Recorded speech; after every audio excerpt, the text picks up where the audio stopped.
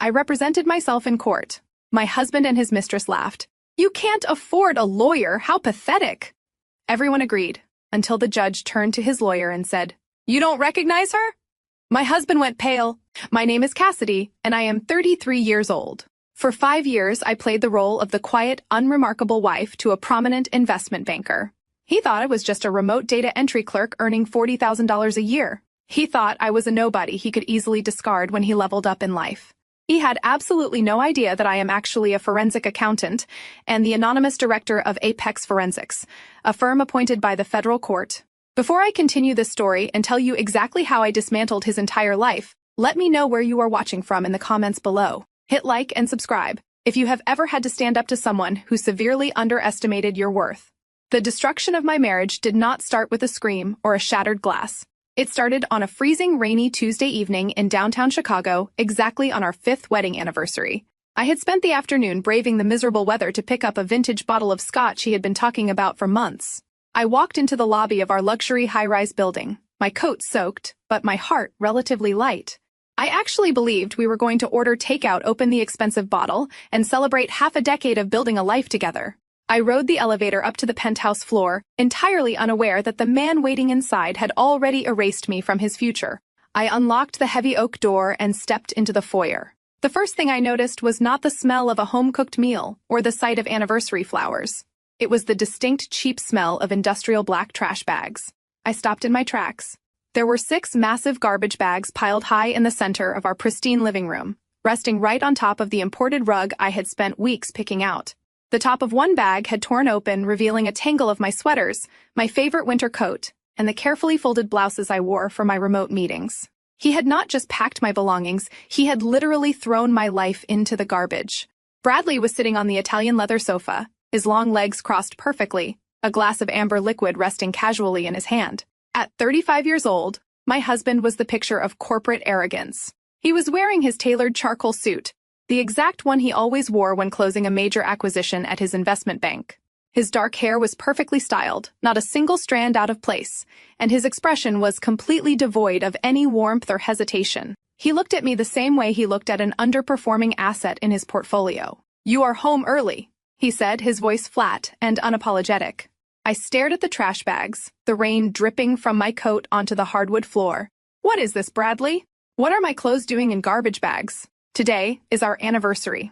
He took a slow, deliberate sip from his glass before setting it down on the glass coffee table. Next to his drink rested a thick stack of legal documents bound by a heavy blue clip. He picked up the stack and tossed it onto the glass surface. It landed with a heavy, final thud. "Those are divorce papers," he stated, leaning back into the cushions. "I already signed my portion. I need you to sign them tonight. Do not bother reading through the asset division. The lawyer made sure it is ironclad. You get what you came into this marriage with, which is essentially nothing." I stood frozen, the anniversary gift, suddenly feeling like a lead weight in my hands. "You are divorcing me, just like that. On our anniversary." Bradley let out a short, humorless laugh.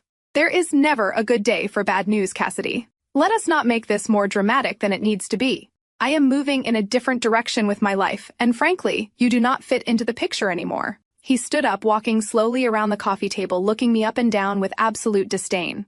"Look at yourself, Cassidy. I am a senior director at one of the top investment funds in the country. I attend galas, charity dinners, and high-stakes networking events. My colleagues have wives who are ambitious, elegant, and driven. And what do? You sit at home in sweatpants typing numbers into spreadsheets for some low-level administrative company.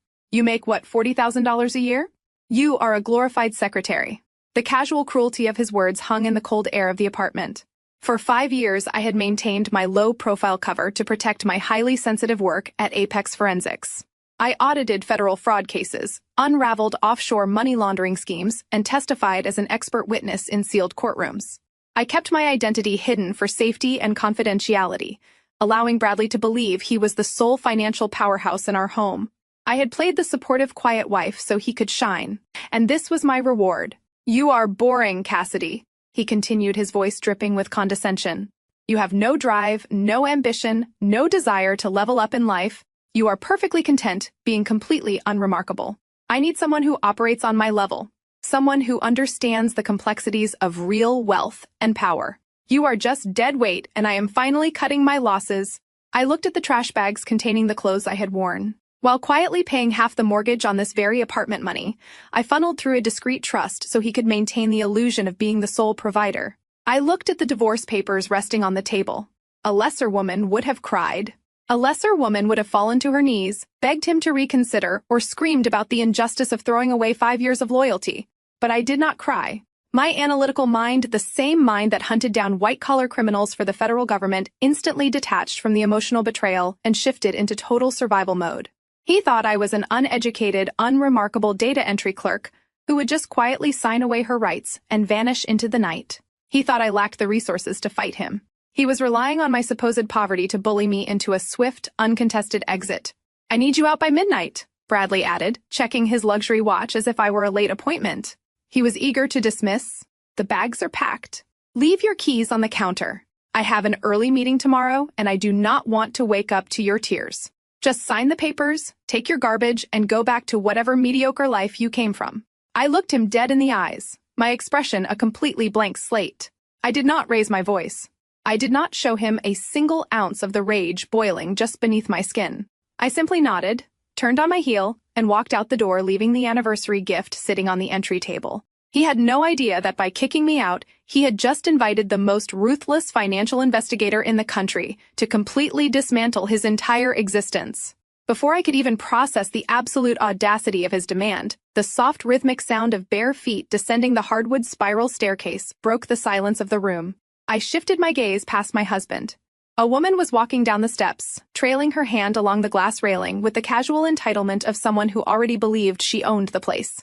She was young, maybe 27, with sleek blonde hair perfectly blown out and a manicured appearance that screamed expensive maintenance. But it was not her youth or her striking features that caught my attention.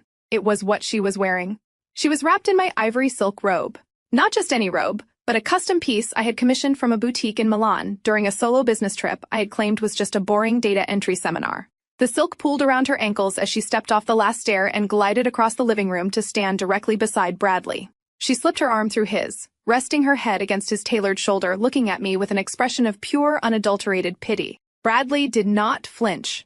He did not look ashamed or apologetic.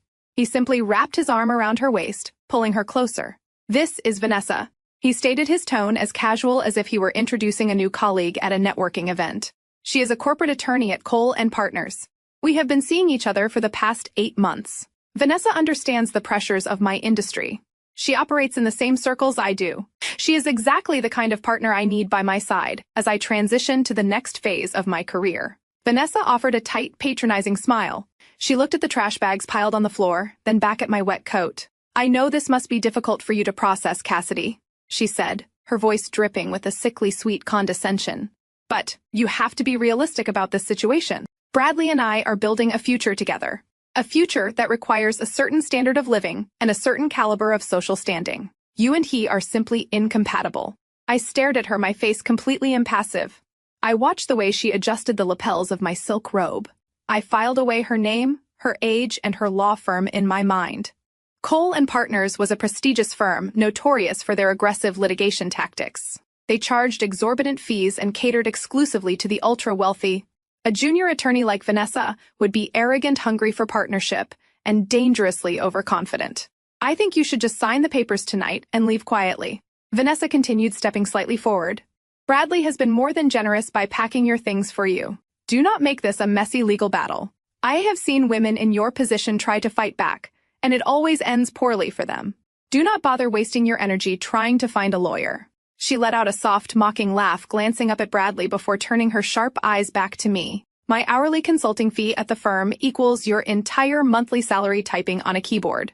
You make what, barely $40,000 a year. A decent divorce attorney will demand a retainer of at least $20,000 just to open your file. You cannot afford to fight us. You cannot even afford to walk into the lobby of a reputable law firm. Just accept that you are out of your depth and walk away." The sheer arrogance of her statement was almost comical. She was standing in my house wearing my custom clothing, lecturing me about my finances, based on a fabricated tax return I had carefully engineered to keep Bradley in the dark. She thought she had me completely cornered. "It gets worse." Cassidy Bradley chimed in, pulling his phone from his pocket. He tapped the screen a few times and held it up. The bright display showed our joint banking application. The balance on the screen read 0. I froze, narrowing my eyes at the digital numbers. I transferred all the funds to a secure individual account this morning, Bradley explained, a triumphant smirk playing on his lips. I also contacted the credit card companies. Your name has been removed as an authorized user on the platinum cards, and I have frozen the standard joint accounts. You currently have exactly whatever cash is sitting in your wallet. You emptied our accounts, I stated, keeping my voice dangerously quiet. You shut off my credit cards. I am protecting my assets, he corrected smoothly. I earned that money. My bonuses, my investments, my long hours at the firm built this wealth. You contributed a pathetic administrative salary that barely covered our monthly grocery bill. I am not going to let a disgruntled soon-to-be ex-wife drain my hard-earned capital out of spite. I looked around the expansive living room, taking in the floor-to-ceiling windows overlooking the city skyline, the imported marble fireplace, the custom lighting fixtures. This apartment cost nearly $2 million. What about the house? I asked, my voice steady. I paid half the down payment when we bought this place 5 years ago. I wired $80,000 from my personal savings. You cannot just throw me out of a property I have equity in. Vanessa actually chuckled, shaking her head as if I were a slow child, failing to grasp a basic math concept. Oh, Cassidy, you really do not understand how the world works, do you? Bradley smirked, slipping his phone back into his pocket. We used your $80,000, yes? But do you remember the mountain of paperwork we signed at the closing? You were so overwhelmed by the legal jargon that you just signed wherever the broker pointed. I had my personal attorney draft a secondary agreement. Your contribution was legally categorized as a gift toward the purchase, not an equity stake. The deed to this penthouse is solely in my name. The mortgage is solely in my name. You have zero legal claim to this property. I stared at him, letting the silence stretch. I knew exactly what paperwork I had signed 5 years ago. I knew every loophole, every clause, and every hidden liability in that contract. I had allowed him to put the deed in his name to shield the asset from potential federal scrutiny related to my undercover audits. He thought he had outsmarted me with a basic real estate maneuver. He had no idea that by claiming sole ownership of the property, he was also claiming sole liability for the massive undeclared tax liens I had quietly attached to it through a shell company.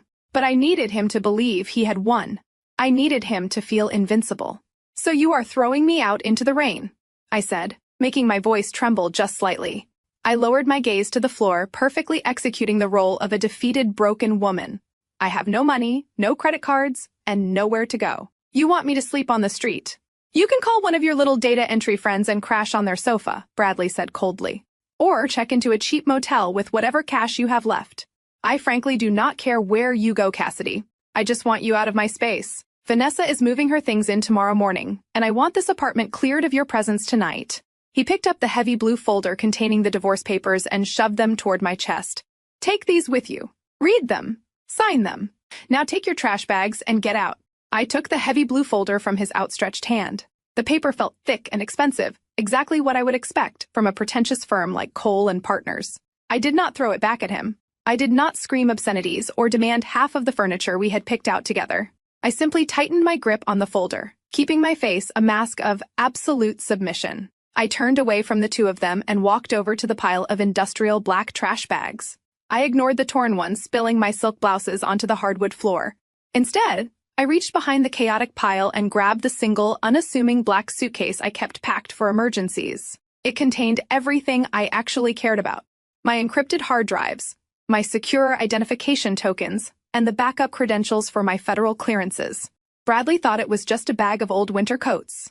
I gripped the handle, pulled up the hood of my rain jacket, and walked toward the front door without looking back. I heard Vanessa let out a soft sigh of relief, followed by the clinking of Bradley pouring another glass of scotch to celebrate his easy victory. I stepped out into the hallway and pulled the heavy oak door shut behind me. The latch clicked, sealing them inside their temporary illusion of power. The moment the elevator doors slid shut, hiding me from the penthouse floor, my posture completely transformed. The slumped, defeated slump of my shoulders vanished instantly.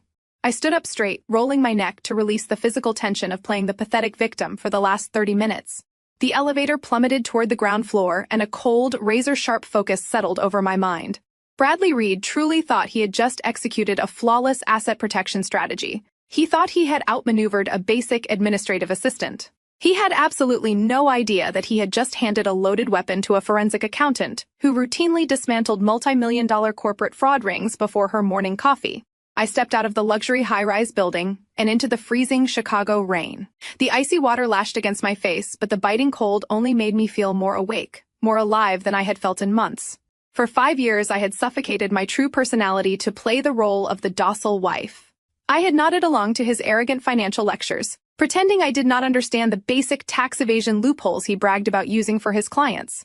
I walked past the line of waiting cabs, pulling my suitcase down the wet, dimly lit pavement. I did not care that my shoes were soaked or that my hair was clinging to my face.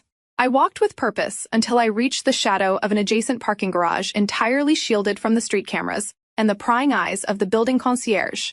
I stopped under the concrete overhang and knelt beside my suitcase. I quickly unzipped the hidden reinforced lining at the bottom. I bypassed the standard compartments and reached into a signal-blocking pouch, pulling out a solid black, heavily encrypted smartphone. It was a device issued directly by my security division at Apex Forensics, completely untraceable and entirely off the grid. Bradley did not even know this phone existed. He thought he had disabled my only connection to the outside world when he cut off my primary cell service and froze my bank accounts an hour ago. I pressed my thumb to the biometric scanner and rapidly typed in a complex 16-digit alphanumeric passcode. The screen illuminated the dark alleyway with a harsh white light. I opened the encrypted communications channel and dialed a secure routing number. It rang exactly twice before my senior operations manager answered. His name was Cameron, and he was sitting in our secure data facility on the top floor of the financial district, surrounded by the best financial analysts in the country. "Good evening," Director Cameron said, his voice crisp and strictly professional over the encrypted line. "Are you secure?" "I am entirely secure," I replied, my voice cutting sharply through the sound of the pouring rain. "I need you to initiate a Level 4 forensic audit protocol immediately. Target is Bradley Reed." Cameron did not hesitate or ask unnecessary questions. "Understood. What are the specific parameters for the sweep?" I watched the rain wash over the dark pavement, a cold smile finally breaking across my face. "Sweep every single transaction Bradley Reed has made over the past 5 years. Dig into the hidden offshore accounts he manages. Track every single wire transfer he pushed through the Cayman Islands and pull the metadata on his encrypted corporate emails. I want his offshore tax evasion strategies mapped out. I want his corporate embezzlement footprints traced. I want every dirty financial secret he thinks he has buried brought to the surface. I want his entire financial existence dissected down to the last penny." Cameron audibly typed across his mechanical keyboard, the rapid clicking echoing through the phone speaker. "The firewall bypass is initiating now, Director. We are accessing the banking mainframes using our federal oversight authorization. We will have the preliminary data mapped and categorized by morning. Do we notify the Federal Oversight Committee regarding his ties to the investment fund?" "Not yet," I instructed smoothly, keeping my voice perfectly level. "We gather the ammunition first. I want a complete financial autopsy before we bring the hammer down. Bradley just signed a document claiming all assets as his own to keep them away from me. He thinks he is protecting his wealth, but he just legally claimed sole responsibility for millions of dollars in undeclared offshore funds. He tied the noose around his own neck. Let him think he holds all the cards. Let him get incredibly comfortable in his arrogance. The game begins now." I ended the call and slipped the ghost phone back into my pocket. The rain continued to pour down on the Chicago streets, washing away the last remaining traces of the naive, subservient wife I had pretended to be.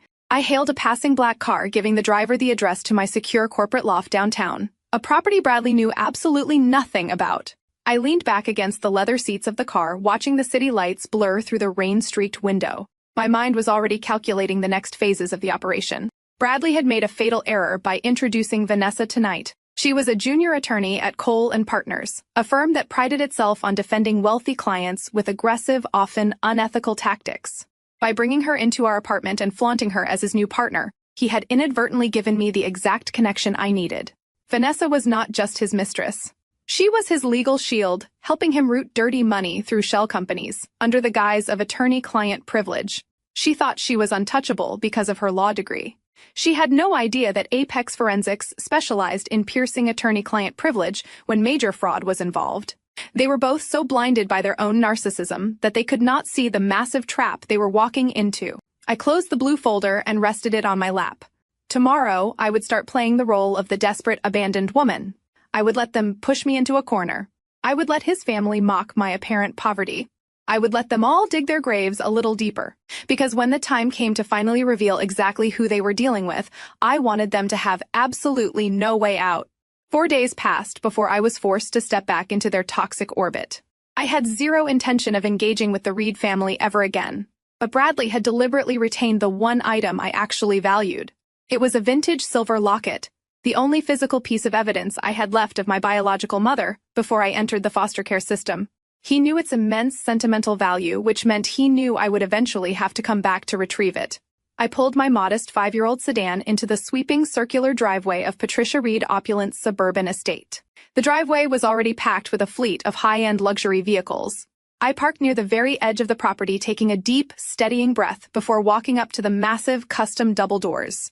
The housekeeper let me in, her eyes immediately darting away in obvious discomfort. She knew exactly what I was walking into. The heavy, rich scent of roasted lamb and expensive designer perfume drifted from the formal dining room down the hall. I did not bother taking off my coat. I walked straight down the corridor toward the sound of clinking crystal glasses and boisterous, arrogant laughter. I stopped in the arched doorway of the dining room, framing myself against the heavy mahogany trim. The entire family was gathered for Patricia's mandatory Sunday dinner, a weekly ritual designed solely to stroke her fragile ego. Trent Bradley, older brother at 38, was aggressively pouring himself a heavy second glass of bourbon. His eyes were slightly bloodshot, and his phone vibrated relentlessly on the table next to his plate, a clear sign of the massive underground gambling debts my forensic team had already uncovered. Sitting quietly beside him was his wife, Naomi. She was a stunning African-American woman, with sharp, incredibly observant eyes, dressed in an elegant emerald-sheath dress. Naomi was the only person in this entire family who possessed any actual intelligence, and she was currently watching the room with the quiet, calculating intensity of someone playing a very dangerous game. At the absolute head of the long mahogany table sat Patricia. She was 60 years old, dripping in diamonds, purchased entirely with her late husband. Wealth, her face pulled tight by highly expensive cosmetic procedures. And sitting directly to Patricia right, occupying the exact chair that had been mine for the last 5 consecutive years, was Vanessa. The young attorney wore a tailored designer dress that cost more than the average person made in a month, sipping her wine with a look of extreme self-satisfaction. The loud laughter abruptly died the exact second my sensible scuffed work heels clicked against the hardwood floor. Bradley noticed me first. He leaned back in his chair, draping his arm casually over the back of Vanessa's seat, a cruel smirk forming on his lips. Patricia set down her wineglass with a sharp, deliberate clink that echoed across the quiet room. She did not offer me a seat. She did not ask the staff to fetch me a plate.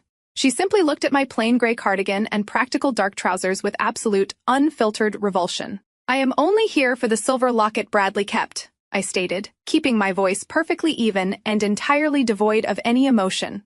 "Give it to me, and I will leave you to your evening." Patricia let out a high, breathy laugh that grated violently against my ears.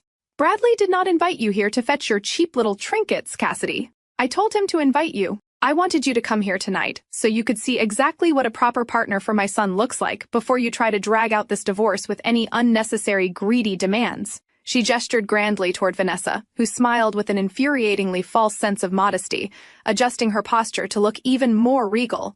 "Vanessa is a rising star in the legal world." Patricia continued, her voice ringing off the vaulted ceilings of the dining room. "She comes from a highly respectable background. She understands corporate law, high finance, and the rigorous, demanding nature of Bradley professional circle. We spent 5 long years trying to polish you, Cassidy, but you cannot force a stray dog to become a show horse." I stood perfectly still, letting her words wash over me. I did not clench my fists. I did not let a single tear form in my eyes. I simply stared at her, cataloging every single insult for the day of reckoning that was rapidly approaching. "You grew up bouncing around foster homes with absolutely nothing." Patricia spat, her tone growing increasingly vicious. "You have no pedigree, no ambition, and no class. You sitting at a desk, typing numbers into a computer all day, brings absolutely zero value to the Reed legacy. You are a charity case we tolerated because Bradley felt sorry for you, but he is a managing director now. He is stepping into the elite tier of society." Patricia leaned forward, her eyes narrowing into cold, unforgiving slits.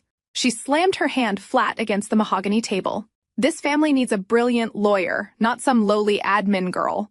A thick, heavy silence settled over the dining room. Bradley took a slow sip of his wine, clearly relishing the verbal execution his mother was delivering. Trent snickered quietly into his bourbon glass, shaking his head at my apparent pathetic state. Vanessa looked at me with an expression of overwhelming triumph, believing she had secured her place in their wealthy dynasty. They all thought they had completely broken me.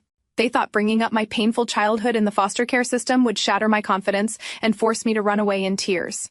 They wanted to remind me of my lowly place in their fabricated social hierarchy. But I was not looking at Patricia, and I was not looking at Bradley. My eyes briefly flicked over to Naomi. The beautiful, sharp-minded woman had not touched her food. She was staring directly at me, her face completely neutral, but her hands were tightly gripping the white cloth napkin in her lap. She was the only one not laughing. She was the only one who recognized that cornering an animal with nothing to lose was a massive, fatal mistake. I finally shifted my gaze back to Patricia. I offered her a slow, terrifyingly calm smile that caused her self-righteous expression to falter for just a fraction of a second. "You are absolutely right, Patricia," I said, my voice dropping an octave, carrying a chilling authority that I normally reserved for hostile witnesses in federal court. "This family is going to need a brilliant lawyer very, very soon." I turned my attention to Bradley, holding my hand out. "The locket? Now." For a brief moment, Bradley looked unsettled by my complete lack of emotional distress. He reached into his suit jacket, pulled out the tarnished silver chain, and tossed it carelessly across the table. It slid across the polished wood and stopped right at the edge. I picked up the necklace, enclosing the cool metal safely in my palm. I did not say another word. I turned on my heel and walked out of the sprawling suburban mansion, leaving them to their arrogant delusions. They had just thrown gasoline onto a fire they could not possibly hope to extinguish. I had barely taken 2 steps toward the arched entryway when a heavy hand clamped down on my shoulder. Before I could react, Trent stepped directly into my path, completely blocking the exit. The overpowering stench of expensive bourbon and stale cigar smoke radiated from him. With a sudden vicious swipe, he snatched the silver locket right out of my palm, dangling it high in the air above my head. His bloodshot eyes were wide with malicious amusement, completely fueled by the alcohol and the toxic energy of his mother dining room. "Not so fast, you pathetic little mouse," Trent slurred, a cruel grin spreading across his flushed face. "You think you can just strut in here, insult my mother, and walk out with your pride intact? I saw that rusted 5-year-old piece of junk sedan you parked at the edge of the driveway. It is an absolute embarrassment to have that eyesore sitting on our property. You are a joke, Cassidy. You always have been." The entire table erupted into laughter. Patricia clapped her manicured hands together, thoroughly enjoying the spectacle of her eldest son bullying a woman he deemed beneath him. Vanessa let out a high-pitched giggle, leaning closer to Bradley, as if watching an entertaining theatrical performance. "If you think you are so tough," Trent challenged, stepping closer to me, waving the locket tauntingly, "why do you not take us to court?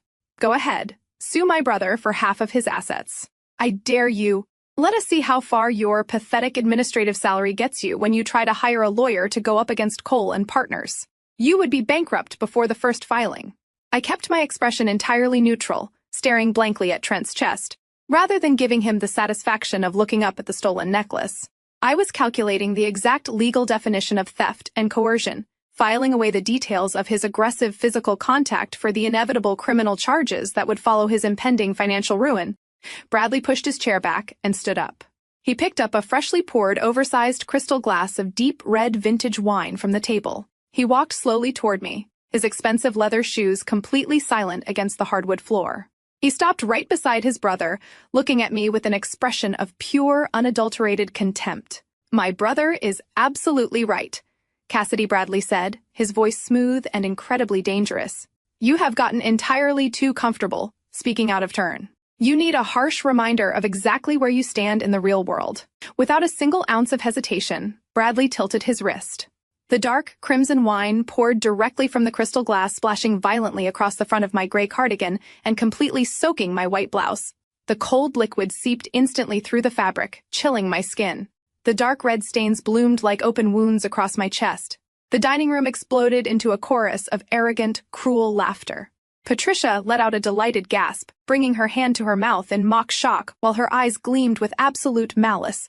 Vanessa smiled smugly, crossing her arms over her chest, thoroughly enjoying my public humiliation. Even the housekeeper quickly averted her eyes, silently retreating into the kitchen to avoid witnessing the brutal degradation. I did not gasp.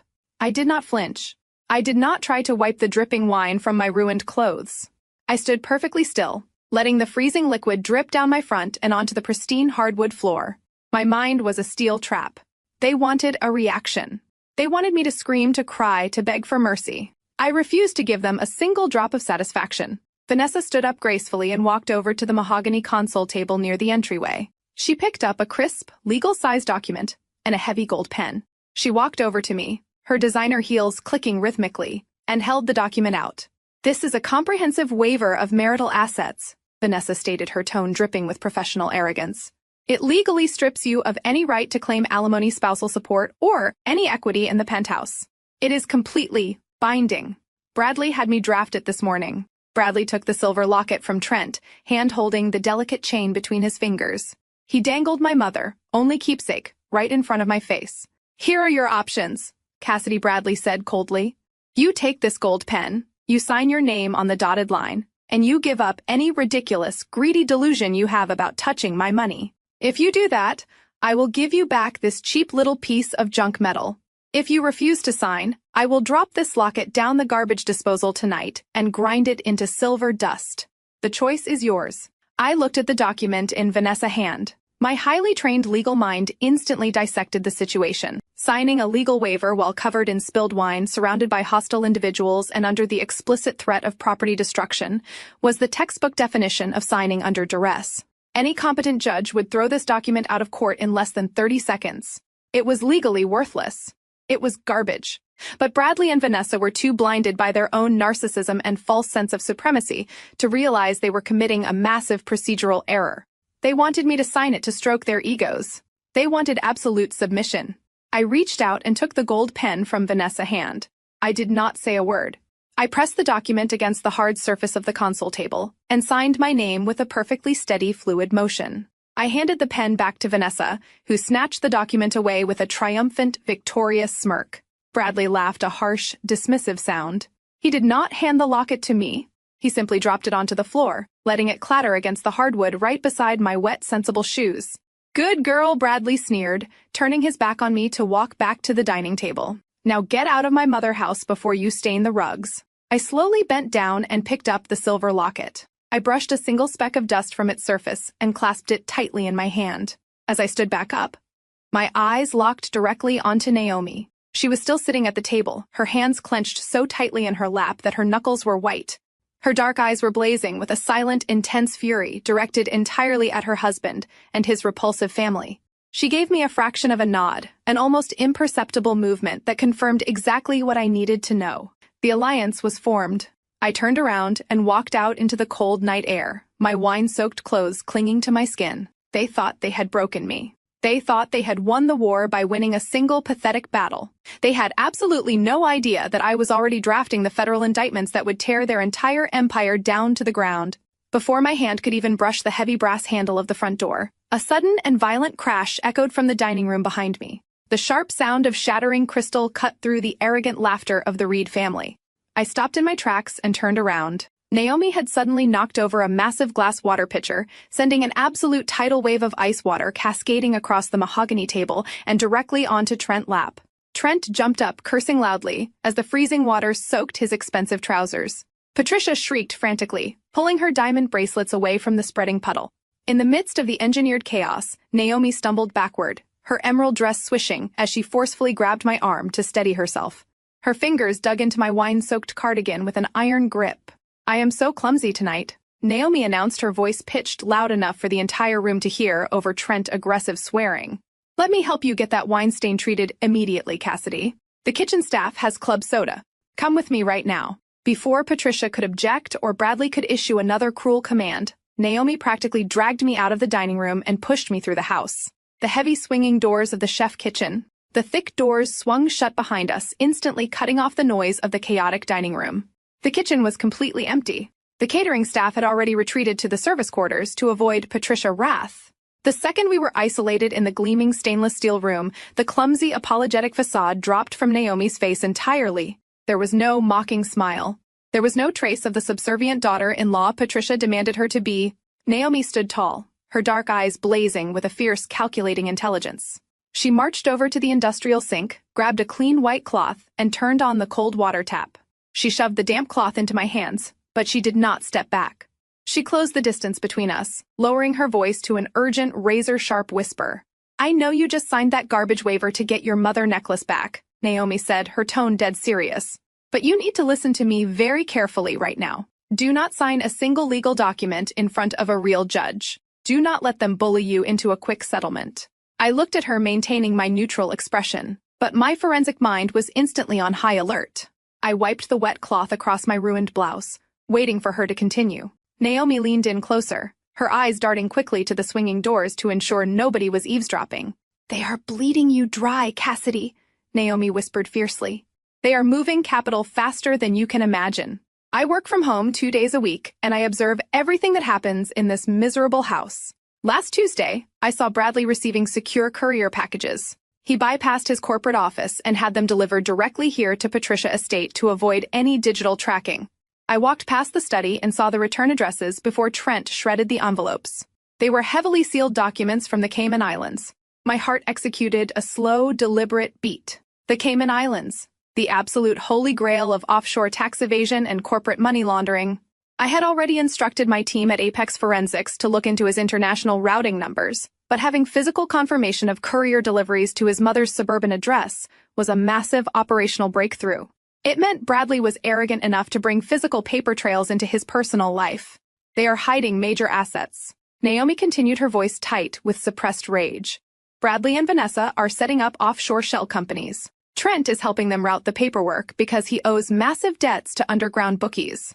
They are structuring an entire financial labyrinth to force you out of this marriage completely empty-handed. They want you to walk away with nothing while they sit on millions. I kept my face perfectly still, absorbing the tactical intelligence she was handing me. Naomi was a brilliant woman. She was a former human resources executive who had given up her career to marry Trent only to realize she had married into a family of absolute sociopaths. She was trapped in the same gilded cage I had just been thrown out of, but she was entirely awake to their corruption. Why are you telling me this? I asked, my voice barely above a breath. You are married to his brother. If they go down for offshore fraud, Trent goes down with them. Naomi let out a bitter, humorless scoff. Trent is already draining my personal savings to cover his gambling losses. He thinks I do not notice the missing funds. This family is a toxic, rotting, sinking ship. Cassidy. They view anyone who is not a blood relative as a disposable asset. They treat you like garbage because of your background, and they treat me like a silent accessory. I refuse to go down with them. I need a way out, and I know you are much smarter than you let them believe. I see the way you watch them. You are planning something. I looked deeply into her dark, intelligent eyes. She was handing me the exact physical evidence vector I needed to tear Bradley Offshore Empire to shreds. She was taking a massive risk by speaking against the Reed family inside their own fortress. We were two outsiders brought into their wealthy dynasty, deeply underestimated and fiercely determined to survive. I took a slow breath, dropping my voice to match her secretive tone. The Cayman Islands documents. Do you know where Trent and Bradley keep the shredded remains or the digital backups? Naomi nodded slightly, her expression hardening with absolute resolve. Bradley installed a hidden biometric safe in Patricia's home office. I do not have the access code, but I know exactly when he accesses it. He thinks he is untouchable. A cold, calculating smile finally touched the corners of my mouth. I dropped the damp white cloth onto the granite countertop. They are arrogant, Naomi, and arrogance breeds fatal mistakes. Thank you for the water. Naomi gave me a single affirming nod. She stepped back instantly, rearranging her features into the polite, concerned sister-in-law. She pushed the swinging doors open, leading me back out into the grand hallway. The noise of the dining room filtered back into the air. Bradley was still laughing with Vanessa, completely oblivious to the fact that his own sister-in-law had just handed me the final nail for his coffin. I walked straight out the front door and into the freezing rain. As I started the engine of my sensible sedan, I pulled out my secure phone. The Cayman Islands connection was confirmed. The physical safe was located. I shifted the car into gear, driving away from the sprawling suburban estate. The pieces were perfectly aligning, and the federal trap was finally ready to snap shut. I pushed the heavy swinging doors of the kitchen open and stepped back into the formal dining room. The chaotic aftermath of the spilled water was still highly visible. A disgruntled staff member was frantically mopping the mahogany floor while Trent continued to complain loudly about his ruined trousers. Patricia was fanning herself with a linen napkin, her face flushed with intense irritation. Bradley and Vanessa were whispering to each other, their heads bent close together in a sickening display of manufactured intimacy. They looked up the exact second I entered the room, their expressions instantly hardening back into that familiar arrogant condescension. They fully expected me to slink along the wall, thoroughly defeated, completely humiliated by the dark wine soaking my clothes, and beg for the return of my property. They anticipated a broken woman who had just signed away her financial future under extreme duress. I did not break my stride. I walked directly toward the head of the table, my sensible scuffed shoes stepping right over the damp, expensive rugs without a single ounce of hesitation. Bradley leaned back in his leather chair, a smug, victorious grin forming on his face. He picked up the silver locket from the table, dangling it loosely from his index finger, preparing to deliver another patronizing lecture to the pathetic wife he was throwing away. He opened his mouth to speak, highly likely to demand another display of subservience. Before handing over the cheap piece of metal, I did not give him the chance. With a movement so sudden and precise that it left him entirely stunned, I reached across the expensive china plates and snatched the silver chain right out of his hand. The metal link scraped sharply against his skin. Bradley actually gasped, recoiling backward as if he had been burned, his arrogant smirk vanishing in an absolute instant. Vanessa let out a shocked noise, spilling a few drops of her own wine onto the pristine white tablecloth. "You have your garbage legal waiver," I stated, my voice echoing with absolute authority across the silent room. "And I have what belongs to me. Do not ever attempt to hold my mother memory hostage again." Patricia shot up from her chair, her face contorting with absolute unfiltered fury. "How dare you snatch things in my house? You ungrateful, classless little rat! You are nothing but a parasite we finally managed to scrape off our shoes. Get out of my sight before I call the police and have you arrested for trespassing." I did not even blink at her frantic screaming. I simply secured the silver locket safely inside my pocket, turned my back on the entire room, and walked down the grand corridor with my head held high. Patricia continued to shout vicious insults, her shrill voice bouncing off the vaulted ceilings, calling me every degrading name her wealthy and titled vocabulary could summon. I let her scream. Her anger was nothing but the desperate noise of a woman who had no idea her entire fraudulent empire was about to burn to the ground. I pushed the heavy double doors open and stepped out into the freezing suburban night. The rain was still pouring heavily as I slid into the driver's seat of my 5-year-old sedan. I locked the doors and stared straight ahead through the water-slicked windshield. Slowly, the corners of my mouth curled upward. A sharp, highly predatory smile broke across my face, completely transforming my features. I had walked into that sprawling estate as a victim, and I had walked out holding the exact key required to destroy Bradley Reed and his entire corrupt bloodline. I reached into the hidden compartment of my bag and retrieved my secure, encrypted device. The biometric scanner recognized my thumbprint instantly. I bypassed the standard routing protocols and opened a direct line to my senior operations manager at Apex Forensics. Cameron answered on the very first ring. We hit a massive encrypted firewall on the offshore routing. He is using highly sophisticated randomized shell company identifiers.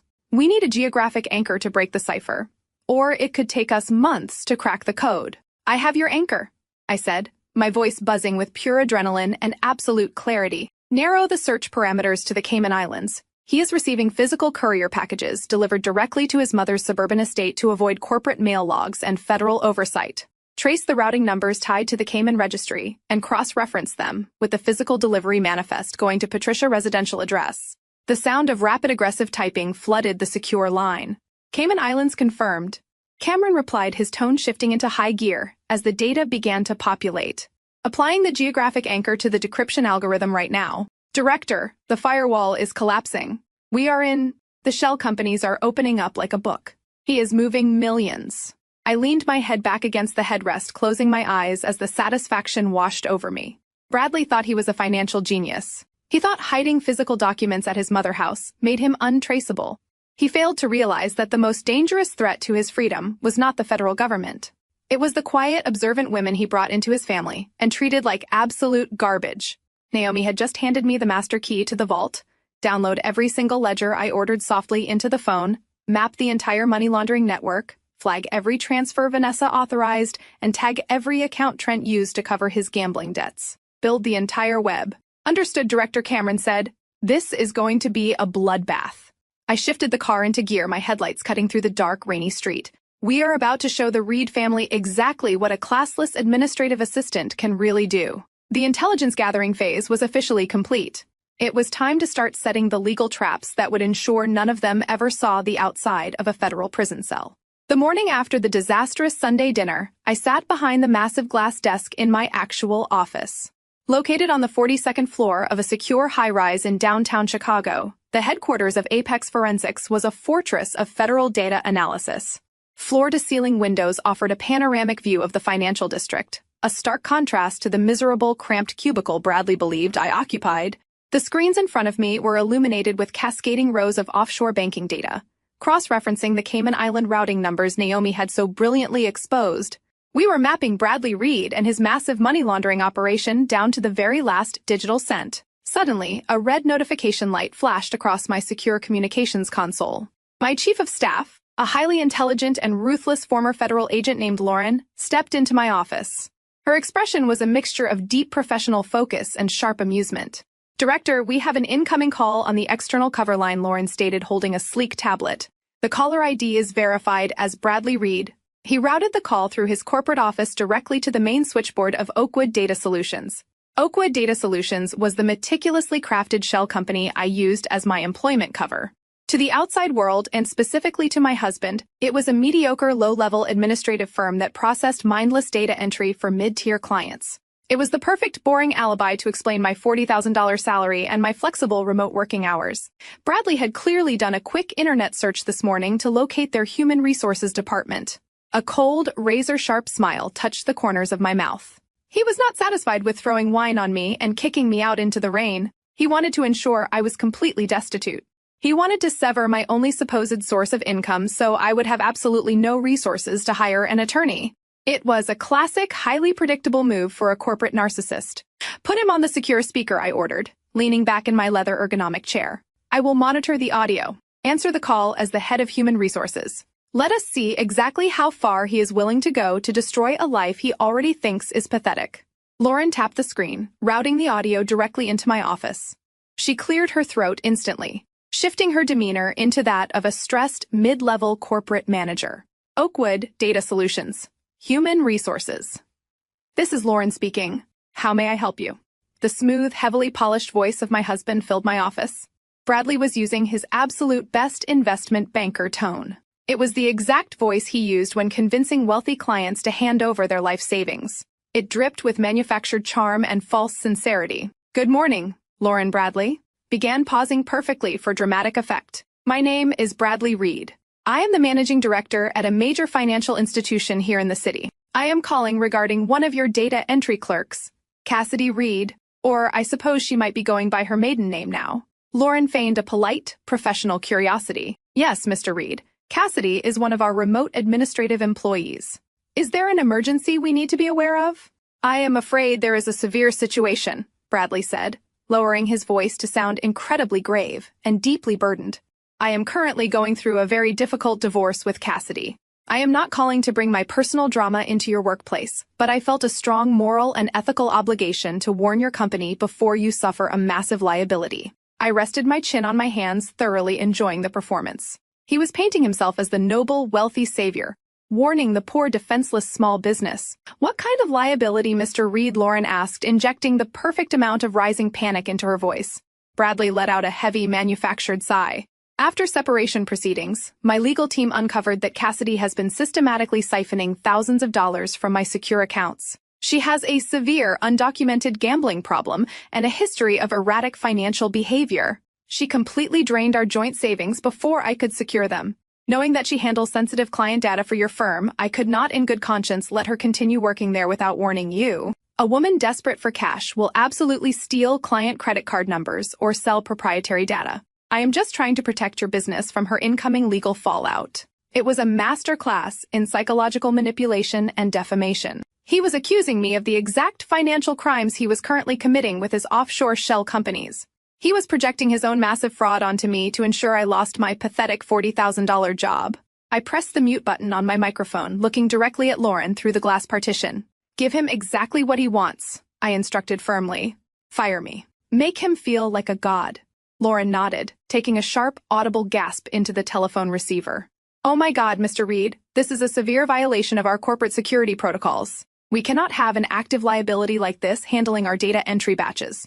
I am absolutely horrified, but I am so incredibly grateful you took the time out of your busy schedule to alert us. We have strict zero-tolerance policies for financial misconduct. I know it is a difficult decision, Bradley replied smoothly, masking the immense greedy satisfaction in his tone. But you have to protect your assets. She is highly unstable. I will process her immediate termination today, Lauren promised, sounding entirely frantic. We will lock her out of our remote servers within the hour. Thank you again, Mr. Reed. You likely just saved our company from a major disaster. You are very welcome, Lauren. Have a good day, Bradley said, and the line clicked dead. The secure speaker beeped twice. The quiet hum of the climate control system filled my office. Lauren looked at me through the glass, a sharp, brilliant smile breaking across her face. My entire forensic team, who had been monitoring the internal feed, let out a collective icy laugh.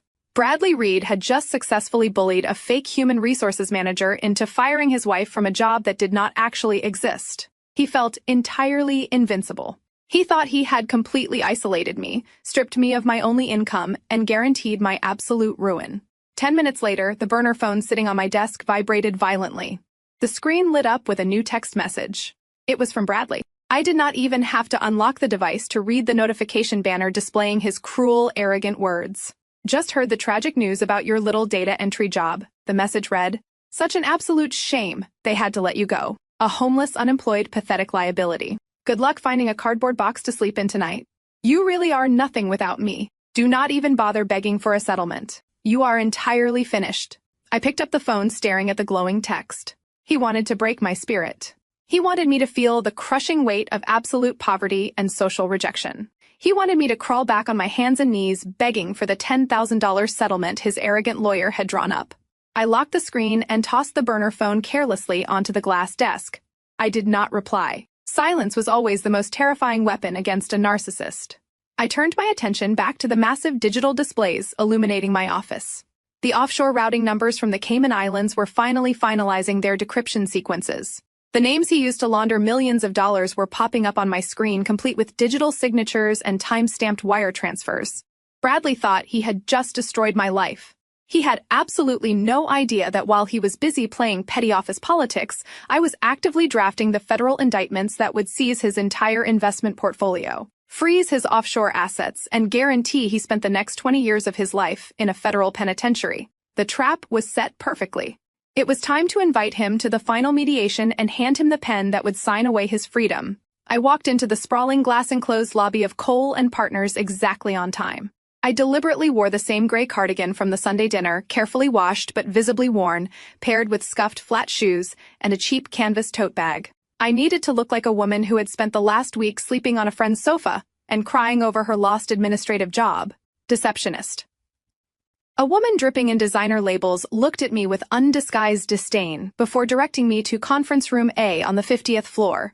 I kept my head down and my shoulders slumped, playing the role of the utterly defeated wife to absolute perfection. The conference room was an intimidating display of corporate wealth designed to psychologically crush anyone who walked through the door.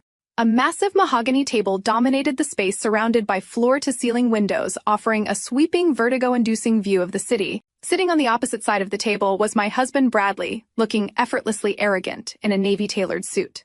Beside him sat Vanessa, holding a sleek tablet and wearing a triumphant, predatory smirk. And at the exact head of the table sat Jonathan Qley. He was a senior partner whose reputation for ruthlessly dismantling spouses in high-asset divorces was legendary in the city. He wore a custom watch that cost more than my supposed annual salary and looked at me as if I were a mild, unpleasant inconvenience he had to squash before his afternoon golf game. You brought no legal representation to this mediation, Mrs. Reed, Jonathan Qley stated. His voice was a deep, resonant boom, heavily practiced and designed solely to intimidate opposing counsel. He did not offer me a seat. He did not offer a professional handshake. He simply folded his manicured hands on the polished wood and stared me down. I pulled out a heavy leather chair and sat down slowly, keeping my hands tightly clasped in my lap to hide their absolute steadiness. I cannot afford an attorney right now, I said, making my voice sound incredibly small and brittle. Bradley informed me that he froze our joint accounts and I recently lost my job. I have no income. I just want to know how we can resolve this quickly and fairly. Bradley actually chuckled out loud, exchanging a highly amused, knowing glance with Vanessa. Jonathan Qley did not smile. Instead, He slid a thin, single-page document across the expansive mahogany table. It came to rest right in front of my cheap canvas bag. Fair is a highly subjective term in a court of law, Cassidy Cole said smoothly, leaning forward to dominate my physical space. However, my client is a profoundly generous man. Despite the fact that you contributed virtually nothing of monetary value to this 5-year union, Bradley is willing to offer you a one-time lump sum settlement of $10,000. This is a courtesy payment, a charitable donation to help you secure a small apartment in a lower-income neighborhood and get back on your feet. $10,000. I stared at the crisp, white paper, letting my eyes widen in manufactured shock. Bradley had just routed $4 million through a shell company in the Cayman Islands yesterday morning, and he was offering me a taxable $10,000 buyout. It was so profoundly insulting that I almost broke character to laugh right in his face. Instead, I let my lower lip tremble visibly. But I put $80,000 of my own life savings into the down payment for the penthouse. I protested weakly, letting a note of rising panic slip into my tone. And $10,000 will barely cover first and last month's rent. I have nothing else. Vanessa leaned forward, taking over the psychological assault with aggressive, youthful enthusiasm. She clearly wanted to impress her senior partner by destroying me. You do not understand how the legal system operates, Cassidy. That $80,000 was legally classified as a non-refundable gift under the secondary addendum you signed 5 years ago. If you refuse this incredibly generous offer and attempt to take Bradley to court, you will be utterly destroyed. We will file immediate motions for summary judgment. We will bury you in the discovery phase. Do you have any idea what it costs to compel financial disclosures in a contested divorce? Jonathan Cole nodded seamlessly, backing up his junior associate to create a united wall of intimidation. You are looking at a minimum retainer of $25,000 just to get a competent family law attorney to return your phone call.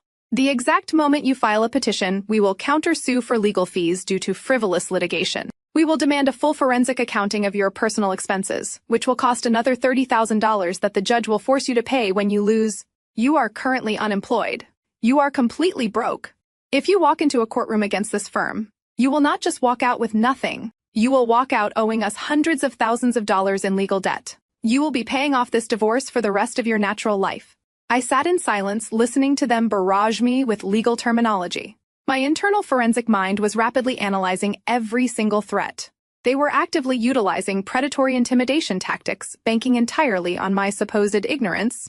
They assumed terms like summary judgment and discovery phase would terrify an uneducated data entry clerk into immediate submission. They were gaslighting me, maliciously manipulating the financial reality of the legal system to force a rapid, uncontested signature. It was a blatant violation of ethical conduct, and Jonathan Cole was risking his entire senior partnership by participating in such a transparently coercive mediation. Take the $10,000, Cassidy Bradley said, leaning back and casually inspecting his fingernails. It is $10,000 more than you actually deserve. Take the check, sign the waiver, and disappear from my city. If you choose to be stubborn and fight me, I will personally make sure you never recover financially. I will ruin you so completely that you will regret the day you ever met me. I looked down at the document, letting a single carefully produced tear fall onto the polished mahogany table. I reached into my cheap canvas bag and pulled out a standard ballpoint pen. I let my hand shake visibly as I hovered the pen over the signature line.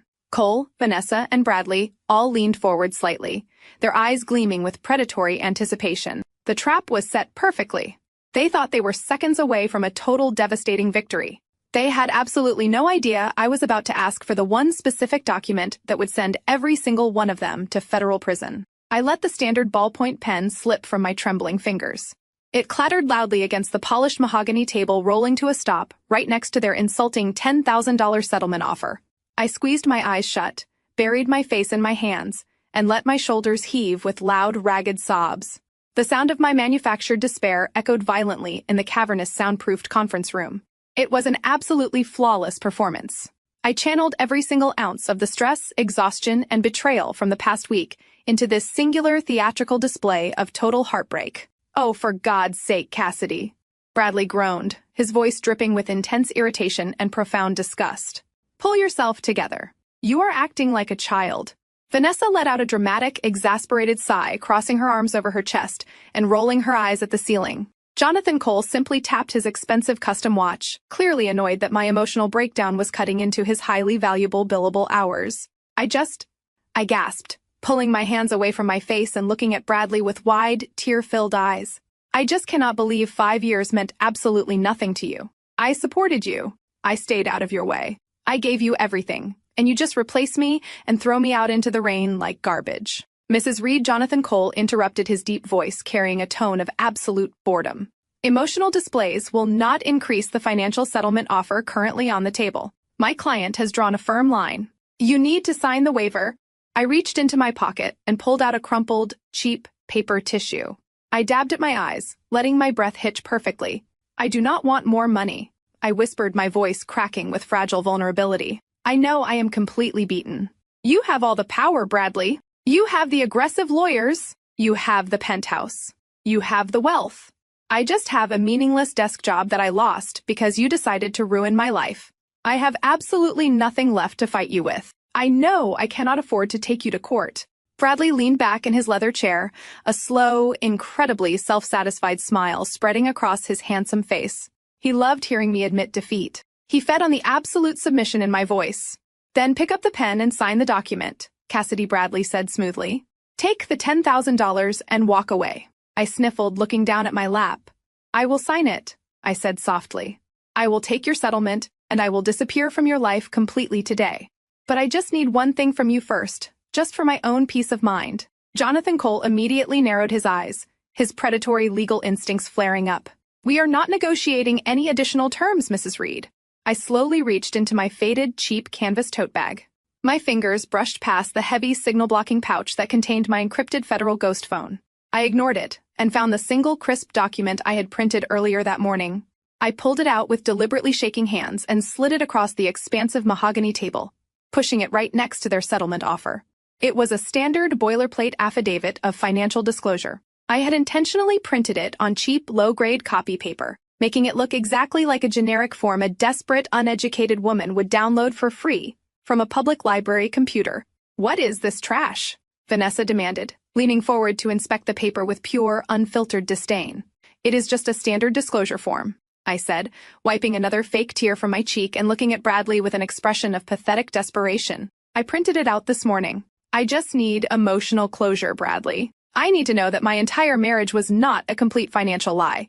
I just need you to sign this swearing under oath that you have not hidden any other money from me, that you truly only have your corporate salary, the penthouse, the cars, and the joint savings you already emptied. I let my voice drop to a pleading, naive whisper. Just swear to me on paper that there are no secret accounts, no hidden millions tucked away somewhere. If you just sign this proving you are telling the truth about your assets, I will sign your settlement right now. I will take the $10,000, and you will never have to see my face ever again. Jonathan Cole immediately reached out and snatched the paper from the table. He scanned the text with his sharp eyes, his jaw tightening. My client is under absolutely no obligation to sign an arbitrary document provided by an unrepresented opposing party. We will not be signing this, Bradley. But Bradley was not looking at his senior counsel. He was looking directly at me. He saw a broken, pathetic, hysterical woman who simply needed a tiny, completely meaningless concession to surrender her entire life. He saw an incredibly easy way out that avoided months of highly annoying, drawn-out legal paperwork. Let me see it, Jonathan Bradley commanded, extending his hand toward the older lawyer. Bradley, as your retained counsel, I strongly advise against signing any legal document that my firm did not personally draft. Cole warned, his voice low and serious. Bradley arrogantly snatched the paper out of Cole's hand anyway. It is just a generic internet disclosure form, Jonathan Bradley scoffed, glancing carelessly over the cheap paper. She is just being overly emotional and needs a piece of paper to make her feel better about walking away with absolute pocket change. She genuinely thinks I am hoarding some massive secret fortune like a movie villain. He laughed, a cruel, echoing sound that filled the room. Look at her, Jonathan. She is completely broken. If my signature on this useless piece of paper gets her out of my life today, without a lengthy court battle, I am signing it. Vanessa leaned over Bradley's shoulder, peering at the document. She wanted to prove her worth to the senior partner, completely missing the massive federal trap hidden beneath the mundane legal formatting. It is just standard boilerplate language, Vanessa whispered confidently, confirming her boyfriend's arrogant assumption. It just affirms his current declared visible assets. It has no real teeth. It gets her out of our hair today. I kept my head down, staring intently at my lap, biting the inside of my cheek so hard I tasted metallic copper just to prevent a victorious, predatory smile from breaking through my facade. They were so utterly blinded by their own superiority and classism. They thought I was a naive, heartbroken wife, begging for a scrap of emotional closure. They had absolutely no comprehension of the forensic nightmare they were actively walking into. The affidavit of financial disclosure was not just a piece of paper. It was a legally binding document sworn under penalty of perjury. By signing it, Bradley was legally swearing to the federal government that he possessed no other financial assets. He was deliberately omitting the $4 million actively sitting in his Cayman Island shell companies, the exact accounts my team at Apex Forensics had already mapped and verified. The second he put his signature on that line, it ceased to be a messy civil divorce dispute. It became a highly documented, undeniable federal crime. Bradley picked up the heavy gold pen from the table. I held my breath, playing the role of the shattered victim, while the forensic accountant inside me watched the executioner raise the axe over his own head. Jonathan Cole made one final desperate attempt to assert his authority as senior counsel. He reached his hand across the expansive mahogany table, his heavy gold cufflinks catching the harsh overhead light, trying to physically pull the cheap piece of paper away from his arrogant client. I am explicitly advising you against this. Bradley Cole warned, his deep voice dropping to a dangerous, rigid register. You do not sign unverified financial disclosures in a divorce mediation. We have a highly structured legal strategy. Do not deviate from it just to satisfy her emotional demands. Bradley did not even look at his lawyer. He simply pulled the document entirely out of Cole's reach, flattening it onto the table with a sharp, dismissive slap of his hand. Bradley possessed the exact kind of blind, impenetrable arrogance that destroyed empires. He paid Jonathan Cole a massive retainer, which meant he viewed the brilliant litigator not as a trusted advisor but as a highly paid servant. In Bradley's mind, he was the smartest man in every single room he entered. He was an elite investment banker who manipulated global markets. He genuinely believed it was absolutely impossible for a woman who wore scuffed flats and carried a canvas tote bag to outsmart him. Vanessa leaned closer to Bradley, resting her manicured hand lightly on his tailored shoulder. She looked at Jonathan Cole with a thinly veiled expression of defiant superiority. With all due respect, Vanessa purred, her voice dripping with the reckless overconfidence of a junior attorney desperate to prove her worth. We are talking about a generic internet printout. It is a completely standard form affirming that Bradley has fully disclosed his domestic checking accounts, his retirement fund, and the penthouse equity. It is legally redundant. If signing this piece of trash gets her to sign the $10,000 settlement right now, we avoid months of discovery and countless billable hours. Let him sign it. It is a strategic win. Cole sat back heavily in his leather chair. He folded his arms across his chest and stared at Vanessa with a look of absolute chilling professional disgust.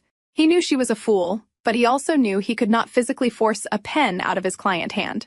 If you proceed with this against my direct legal counsel, Cole stated coldly. Staring directly at Bradley, I want it explicitly noted for the record that my firm takes zero responsibility for whatever liability this unauthorized document creates. Noted and ignored.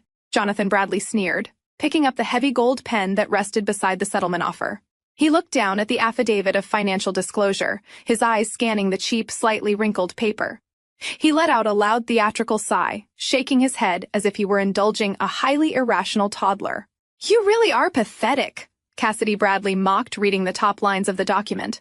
An affidavit of financial disclosure under penalty of perjury. You actually printed a sworn oath.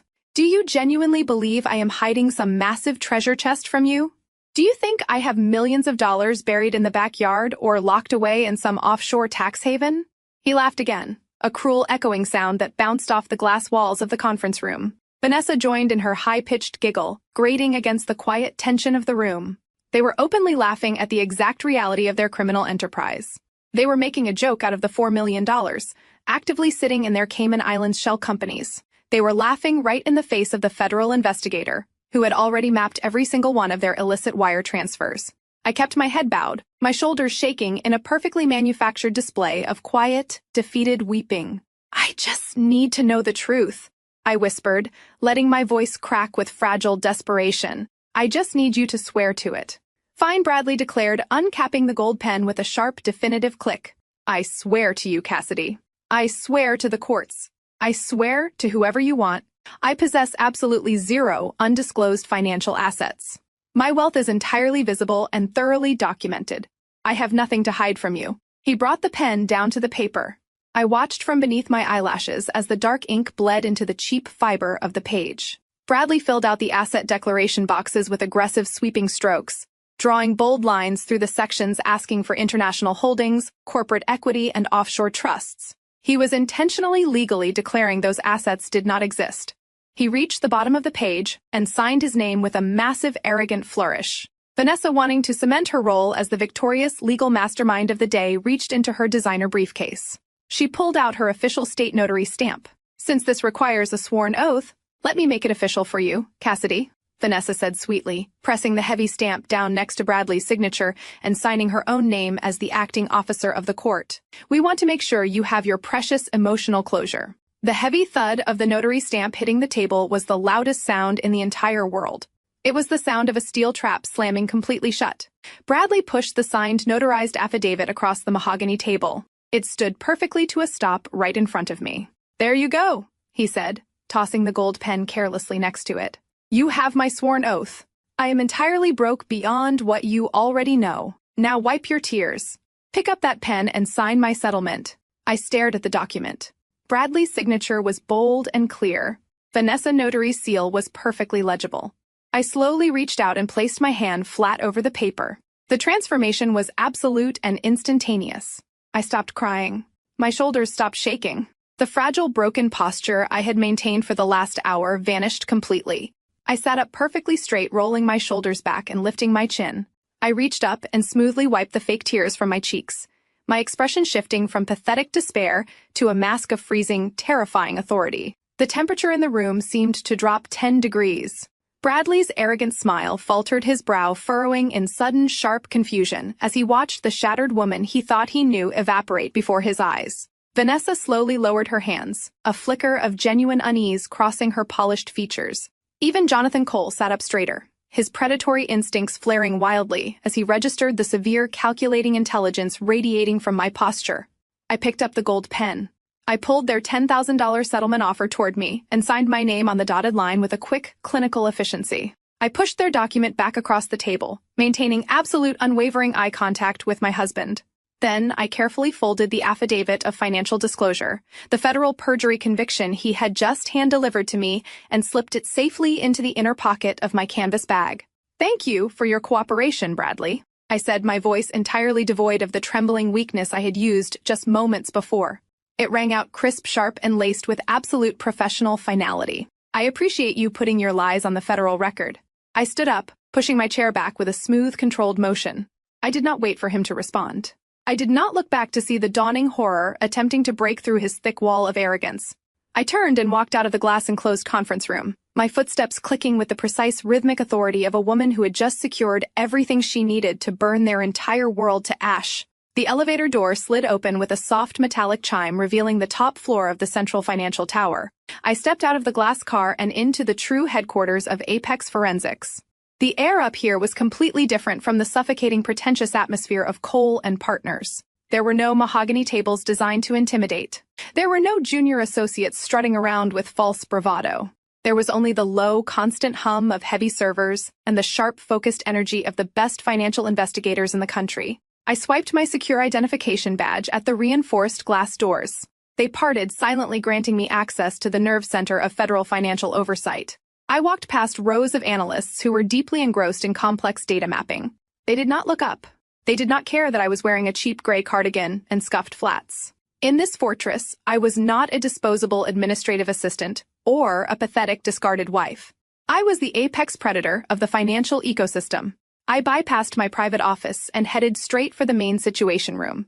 The entire back wall of the room was a massive, seamless digital display currently illuminating the darkened space with sharp blue and red graphics. Standing in front of the massive screen were Lauren and Cameron, my two most trusted senior operatives. They turned around the second I walked into the room. "We have a massive escalation," Director Cameron stated immediately, his eyes practically burning with adrenaline. He tapped a command onto his tablet, and the digital wall shifted, bringing a complex web of financial transactions into sharp focus. Lauren stepped forward, handing me a freshly printed dossier.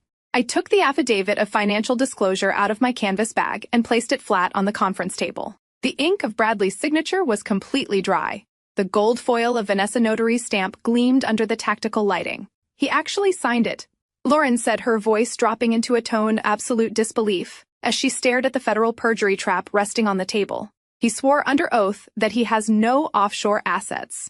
He really is that incredibly stupid.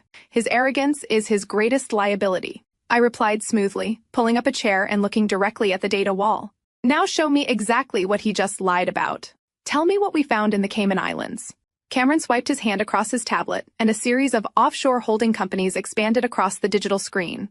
You told us to look for hidden marital assets. You told us to find the $4 million he siphoned out of your joint portfolio. We found that money within the first hour of bypassing his encrypted firewall. But when we traced the routing numbers attached to the physical courier packages delivered to Patricia's suburban estate, we triggered a massive anomaly. Cameron highlighted a specific cluster of offshore accounts. Bradley is not just hiding his personal wealth from you, Cassidy. He is actively running a highly sophisticated international money laundering syndicate directly through his investment bank. I sat perfectly still. The magnitude of the revelations settled over me like a heavy, freezing blanket. A cheating husband hiding assets in a divorce was a standard everyday civil dispute. An investment banker running a global money laundering syndicate was a major federal crime that carried decades in prison. Walk me through the exact mechanics of the operation. I ordered, my forensic mind immediately shifting into maximum gear. How is he placing the dirty capital? Lauren pulled up a secondary screen detailing corporate wire transfers. He is using a classic layering technique, but with a highly modern legal shield. Bradley wealthy clients have massive amounts of undocumented illicit cash. They need that money cleaned and integrated into the legitimate market, so they hire a specific law firm to represent them for fabricated corporate consulting services. I narrowed my eyes, instantly connecting the dots. Cole and Partners. Exactly. Lauren confirmed, tapping the screen to highlight Vanessa's name. Vanessa is not just his young, naive mistress. She is the legal architect of the entire laundering cycle. She drafts completely fraudulent consulting contracts between the dirty clients and dummy corporations set up in the Cayman Islands.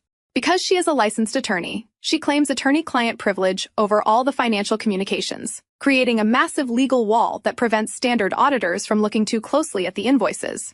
And the integration phase, I asked, watching the red lines connect the Cayman accounts back to Chicago. That is where Bradley steps in, Cameron explained. Once the dirty money is safely parked in the Cayman shell, companies Bradley uses his position as a managing director at the investment bank to officially authorize massive capital injections. He brings the laundered money back into the United States as clean foreign investment capital. He puts the money into legitimate hedge funds, taking a massive unreported commission fee for himself and Vanessa on every single transaction. They are cleaning tens of millions of dollars for corrupt corporate entities. I stood up from the table and walked closer to the digital wall, my eyes tracing the undeniable digital footprint of their massive criminal conspiracy. They thought they were completely untouchable. Vanessa believed her law degree provided an impenetrable shield of privilege. Bradley believed his elite status at the bank insulated him from suspicion. They thought they could throw me away like garbage, completely unaware that I had the exact federal authority required to shatter their entire operation. Attorney-client privilege is entirely voided under the crime-fraud exception, I stated coldly, my voice echoing in the quiet situation room. If an attorney actively participates in the commission of a crime, their legal shield completely evaporates. Vanessa just destroyed her entire career.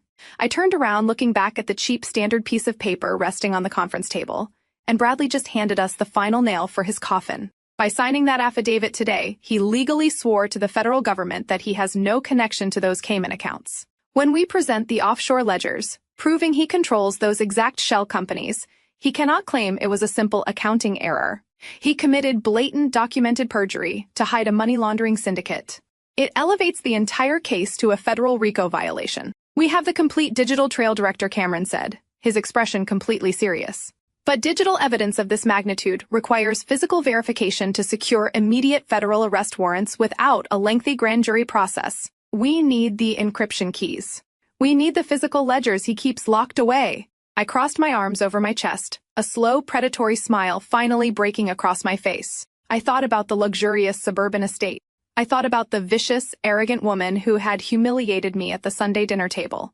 And then I thought about the brilliant, fiercely observant African-American woman who had deliberately spilled a pitcher of ice water just to hand me the keys to the kingdom. We know exactly where the physical evidence is located, I said smoothly. Bradley keeps a hidden biometric safe inside Patricia's home office. He assumes nobody in that house is smart enough to understand what he is doing. I picked up my secure mobile device from the table. The digital puzzle was solved. Now it was time to execute the physical raid. I needed to get inside that suburban fortress, and I knew exactly who was going to open the door for me. I needed to contact Naomi. I needed to offer her the exact exit strategy she had been desperately waiting for. The meeting took place at a dimly lit high-end botanical cafe on the absolute edge of the city limits, far away from the pretentious downtown spots the Reed family frequented. I arrived 15 minutes early, wearing a sharp, tailored black trench coat that commanded immediate respect. The oversized gray cardigan and the scuffed flats were gone. I was no longer playing the role of the defeated, discarded wife. I secured a secluded, corner booth shielded by heavy tropical foliage, sipping a black espresso and waiting for the only woman in the Reed dynasty who possessed an actual spine. Naomi walked through the glass doors exactly on time. She wore a flawless, camel-colored wool coat over dark slacks, her posture radiating the kind of effortless, regal authority that Patricia Reed could only dream of buying. Naomi scanned the room with sharp, calculating eyes, spotting me instantly. She did not look surprised by my sudden upgrade in attire, or the predatory, confident way I was sitting. She simply slid into the leather booth opposite me, setting her designer handbag onto the table with a soft, deliberate thud. "You clean up incredibly well," Cassidy Naomi said smoothly, her dark eyes flashing with a profound, knowing intelligence. "I always suspected you were hiding a massive amount of fire beneath that pathetic administrative disguise. And I always knew you were the smartest person sitting at that miserable dining table," I replied, matching her calm, razor-sharp tone. "Thank you for the pitcher ice water. You handed me the exact geographic anchor I needed to map Bradley's entire financial existence." Naomi did not smile. She leaned forward, crossing her arms over the polished table. Her expression was entirely devoid of any casual pleasantries. "If you are mapping Bradley offshore accounts, then you already know he is running a massive corporate laundering syndicate. But you do not have the complete picture yet. You only see the capital moving across the international borders. You do not see the domestic rot happening right inside our own homes." I kept my gaze locked on hers, signaling her to continue. In the world of forensic accounting, the most devastating evidence always came from the insiders who had finally been pushed past their breaking point. "Trent is not just a pathetic alcoholic losing his allowance to local bookies," Naomi stated, her voice dropping to a low, furious register. "He is deeply embedded in Bradley financial crimes. Bradley needed a domestic proxy to clean the cash before routing it to the Cayman Islands. Trent has been using his connections at high-stakes underground casinos to wash the physical currency for Bradley elite clients. He takes the dirty cash, runs it through the gambling syndicates, and transfers the clean casino payouts directly into the shell companies Vanessa established." My mind rapidly processed the tactical intelligence. It was a classic, highly effective layering technique. Using underground gambling rings provided the perfect smokescreen for massive cash deposits. But Trent was reckless, and reckless men always made catastrophic financial errors. Trent is a severe gambling addict, I pointed out analytically. He cannot handle large sums of cash without skimming off the top. Bradley is a sociopath, but he is meticulous. He would never trust a volatile addict with millions of dollars unless he had ultimate leverage over him. Naomi let out a harsh, bitter laugh. "You are absolutely right. Trent skimmed nearly $500,000 from the syndicate last month to cover his own personal losses. Bradley found out. He threatened to hand Trent over to the federal authorities, or worse, hand him over to the corporate clients whose money he just stole. Bradley demanded immediate repayment with aggressive interest to balance the offshore ledgers." Naomi tightened her grip on her own arms, a flash of genuine, unfiltered hatred crossing her beautiful features. "Trent is completely out of liquid cash. His trust fund is empty. So he is going after the only valuable asset we have left. My home." I sat up straighter, my forensic instincts flaring wildly. The sprawling modern estate Naomi and Trent lived in was famously inherited from Naomi, late father, a highly successful architect. It was entirely paid off and worth millions. "The deed is solely in my name." Naomi continued, her voice trembling slightly, with a rage she was fighting to control. "My father made absolutely sure it was protected before he died. But Trent is desperate. I accessed his private laptop yesterday while he was passed out drunk. He has been working with a fraudulent notary, highly likely a contact provided by Vanessa, to forge my signature on a massive home equity loan. He is actively preparing to leverage my family home to the maximum limit. He plans to take the cash wire it directly into Bradley offshore fund to cover his stolen debt and leave me completely bankrupted and homeless. When the bank eventually forecloses, the sheer absolute depravity of the Reed brothers was staggering. They were not just stealing from faceless corporate entities. They were actively orchestrating the complete financial destruction of the women they had married to protect their own fragile egos and illicit wealth. When does the loan application process? I asked, my tone shifting into absolute freezing authority. He submitted the forged paperwork to a predatory lending firm. Yesterday morning, Naomi answered, pulling a folded stack of printed emails from her handbag and sliding them across the table. They are expediting the approval. The funds are scheduled to disperse into a joint account in less than 48 hours. Once the cash hits that account, he will wire it to the Cayman Islands and my entire life savings will vanish into thin air. I will not let them take what my father built, Cassidy. I refuse to be collateral damage in their arrogant criminal games. I picked up the printed emails, scanning the forged routing numbers and the fraudulent notary seals. It was a sloppy, desperate execution. Trent was acting out of pure panic, leaving massive digital footprints that my team at Apex Forensics could easily freeze. I looked back at Naomi, completely dropping any remaining pretense of being a helpless victim. They are not going to take a single dime from you, Naomi, I stated, sliding the evidence into my trenchcoat pocket. I am not just an administrative assistant. I direct a federal forensic accounting division. I have the ultimate authority to freeze any domestic bank account suspected of wire fraud within 60 seconds. I will personally lock down that joint account before a single cent is transferred. Trent will be left holding a forged federal loan document with absolutely no way to pay Bradley back. Naomi's eyes widened slightly, a sudden brilliant spark of profound relief and fierce satisfaction illuminating her face. She had taken a massive gamble by trusting me, and she had just hit the absolute jackpot. But I need something from you in return. I continued, leaning closer to the table.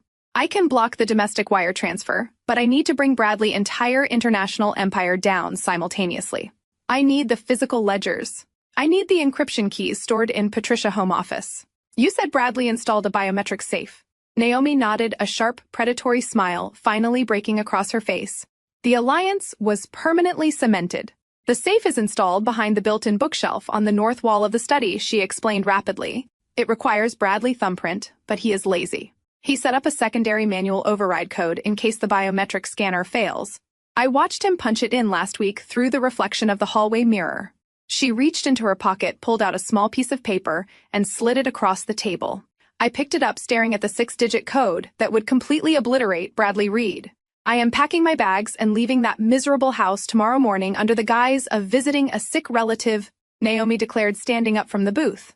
Patricia is hosting a massive charity luncheon at the country club tomorrow afternoon. The house will be completely empty. The security system will be disarmed for the cleaning staff.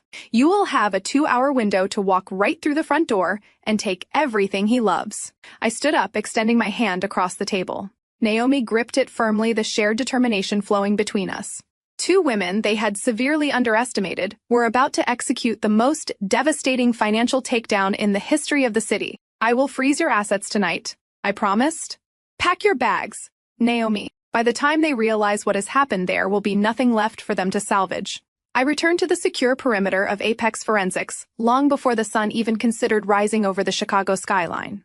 The piece of paper Naomi had slid across the table felt like a loaded weapon burning a hole in my trenchcoat pocket. I bypassed my personal office and walked straight to Lauren at the central command desk. I handed her the fraudulent loan application Naomi had intercepted from Trent. I did not just want to block the transaction. I wanted to build an impenetrable titanium wall around Naomi to ensure she survived the incoming blast radius. Execute an emergency federal freeze on all properties and accounts tied to Naomi. Just ordered, my voice echoing with absolute authority across the quiet analytics floor. Flag the incoming home equity loan as active wire fraud. When that predatory lending firm attempts to disperse the funds this morning, the transfer will instantly trigger a federal lock. Trent will be left staring at a zero balance, completely incapable of paying back the money he stole from Bradley laundering syndicate. He will be utterly defenseless.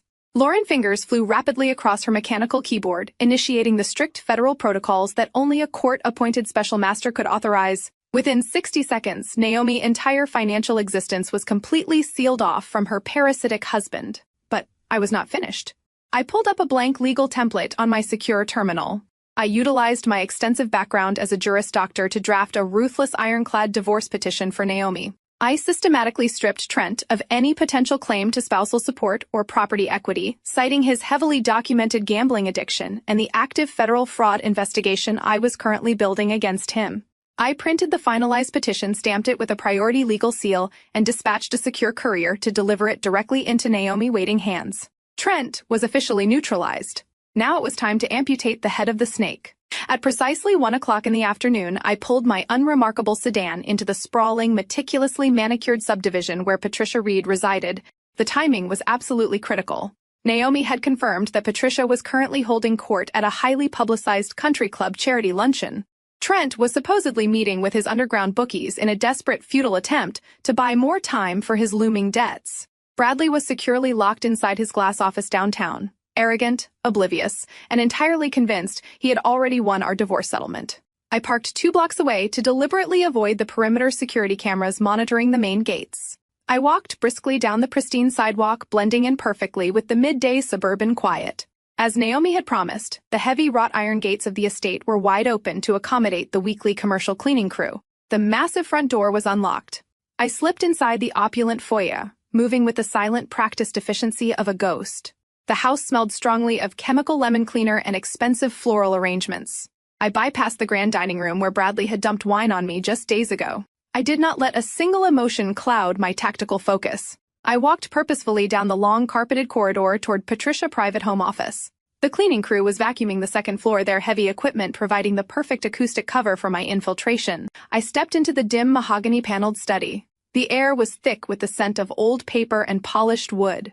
I walked directly to the north wall, tracing my fingers along the custom-built bookshelves. I found the specific volume Naomi had described. It was a heavy leather-bound encyclopedia of corporate law. I pulled the book forward. The entire section of the shelving unit clicked softly and swung outward on a concealed hinge, revealing the sleek, black steel face of a high-security biometric safe bolted directly into the foundation of the house. Bradley was incredibly predictable. He relied entirely on the fingerprint scanner, assuming physical security was an absolute guarantee against his technologically inept family members. He never considered the vulnerability of the manual override keypad hidden beneath a small, sliding metal panel. I pulled the slip of paper from my pocket. I typed the 6-digit code Naomi had memorized into the digital keypad. The electronic lock chirped a sharp, high-pitched tone of acceptance. The heavy steel door sprang open with a heavy metallic clunk. I peered inside the dark cavity. There were thick stacks of banded $100 bills, highly likely the emergency cash reserves Trent had not yet managed to steal for the casinos. There were velvet boxes containing Patricia Overflow diamond jewelry, but I completely ignored the physical wealth. My eyes locked onto the only item that actually mattered. Resting in the very back of the safe was a solid-state military-grade encrypted hard drive. This was the absolute holy grail. This small rectangular piece of metal contained the digital signatures for every single fraudulent contract Vanessa had ever drafted.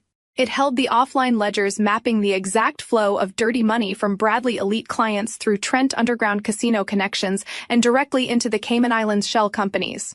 It was the physical evidence required to bypass any grand jury and secure immediate federal arrest warrants for the entire operation. I reached in and grabbed the hard drive, slipping it securely into the reinforced pocket of my coat.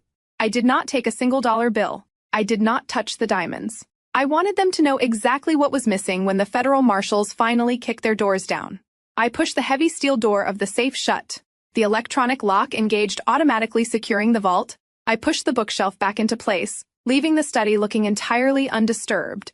I walked out of the suburban fortress exactly the same way I had entered, completely invisible, unnoticed, unstoppable. As I started the engine of my car and drove away from the pristine neighborhood, I felt the heavy weight of the hard drive against my side.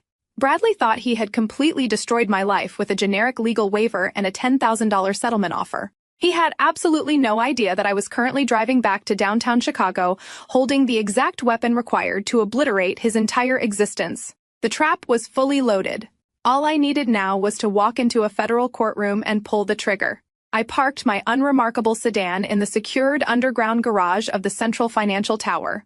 The encrypted hard drive was a heavy cold weight in the pocket of my trench coat. I bypassed the standard employee elevators and used my biometric clearance to access the private executive lift. It shot upward, carrying me back to the 42nd floor. The entire analytics division of Apex Forensics was waiting for my return.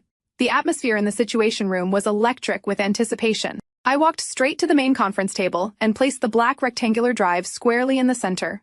Cameron and Lauren immediately went to work. They connected the device to a heavily isolated, air-gapped terminal. The military-grade encryption Bradley had purchased to protect his syndicate was robust, but it was absolutely no match for our federal decryption algorithms. I stood with my arms crossed over my chest, watching the massive digital wall as the progress bar rapidly filled. The firewall collapsed with a sharp electronic chime. The screen exploded with data. It was worse than Naomi had described. It was worse than I had initially mapped. The offline ledgers displayed a staggering level of financial depravity. There were thousands of fraudulent consulting contracts bearing Vanessa Digital's signature, deliberately hiding behind the shield of attorney-client privilege. There were direct wire transfers matching the exact amounts Trent had funneled through the underground casinos. And tying it all together was Bradley using his executive clearance at the investment bank to integrate the laundered cash into legitimate corporate hedge funds. We had just acquired the undisputed, unalterable proof of a massive racketeering conspiracy. My team did not sleep. For the next 14 hours, the entire floor operated in a state of hyper-focused silence. We cross-referenced every single offshore wire transfer with the forged legal documents Vanessa had drafted. We matched the casino payouts to the Cayman Island deposits. We linked Bradley's signed affidavit of financial disclosure, his sworn federal perjury, directly to the hidden accounts he swore did not exist. Every single piece of the puzzle locked into place, creating an inescapable steel cage of evidence. By dawn, the physical compilation of the evidence was complete. Lauren walked into my private office, holding a thick, securely bound stack of documents. She placed it carefully on the center of my glass desk. It was not just a collection of financial records. It was a fully realized, comprehensive federal indictment. I sat down in my leather ergonomic chair and looked at the cover page. The bold black text read, Forensic Accounting Report Number 402. This was the exact type of report that terrified Wall Street executives and brought down corrupt corporate empires. This was the document that Jonathan Cole and his arrogant law firm charged their clients millions of dollars to desperately fight against. And I was about to deliver it to them for free. I picked up my favorite heavy steel pen. I did not use a generic ballpoint pen like the one I had dropped on the mahogany table during that pathetic manufactured crying session. I turned to the final page of the comprehensive audit. I signed my name with sharp, aggressive, perfectly steady strokes. I signed it not as Cassidy Reed, the supposedly uneducated data entry clerk. I signed it as Cassidy Lawson, Juris Doctor, and Chief Director of Apex Forensics. I reached into the locked drawer of my desk and pulled out the heavy brass instrument that symbolized my ultimate authority. It was the official federal stamp of the court-appointed special master. I pressed the heavy brass down onto the scarlet ink pad. I aligned it perfectly next to my signature on the final page of Report 402. I pressed down with my entire weight. The stamp left a stark, brilliant red seal on the pristine white paper. That vibrant red ink legally transformed the stack of papers from a simple financial review into an undeniable federally mandated weapon. Initiate the dual routing protocol. I instructed Lauren, handing the sealed document back to her. We are executing a simultaneous strike.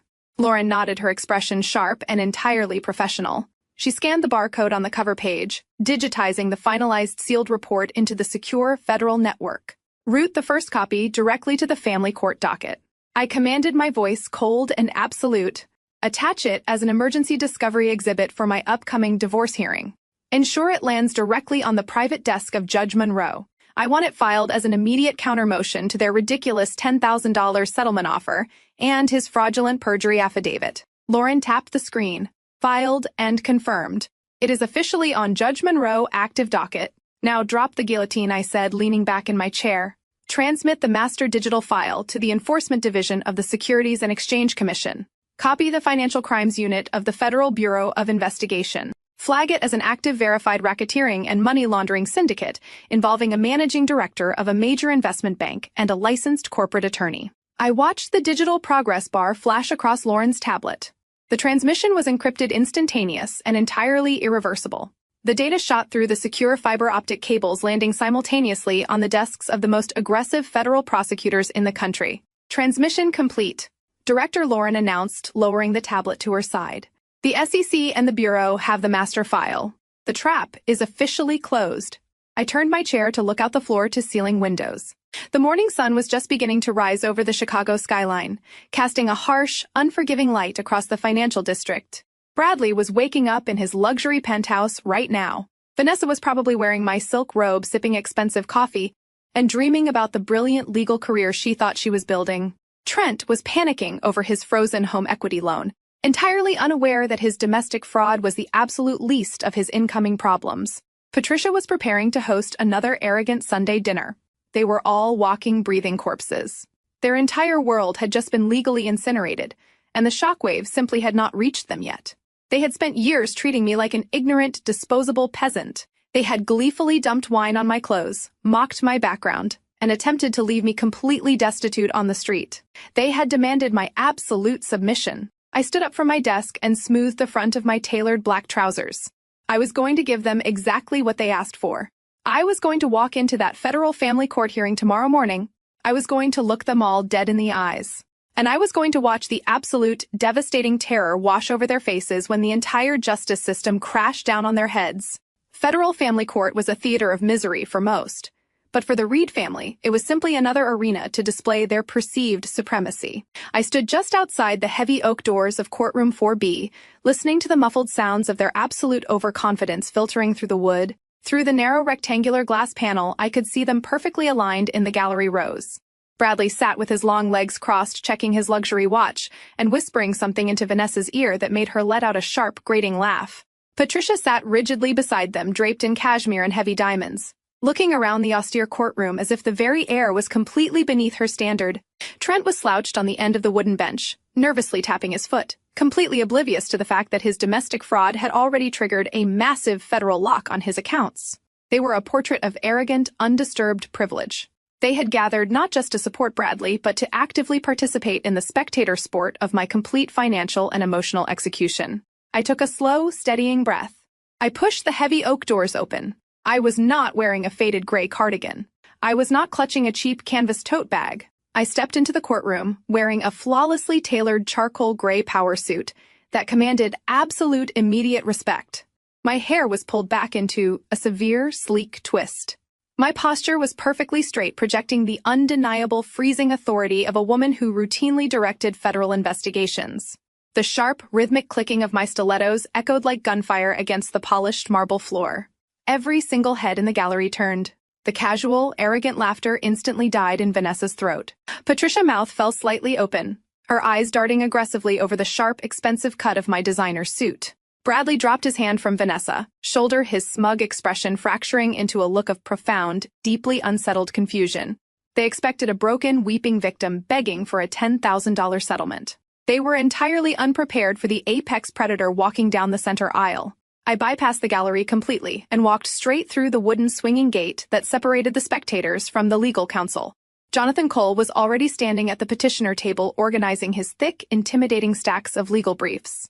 He looked up, his predatory eyes narrowing sharply as he registered my drastic physical transformation. I did not give him the satisfaction of a greeting or even a nod.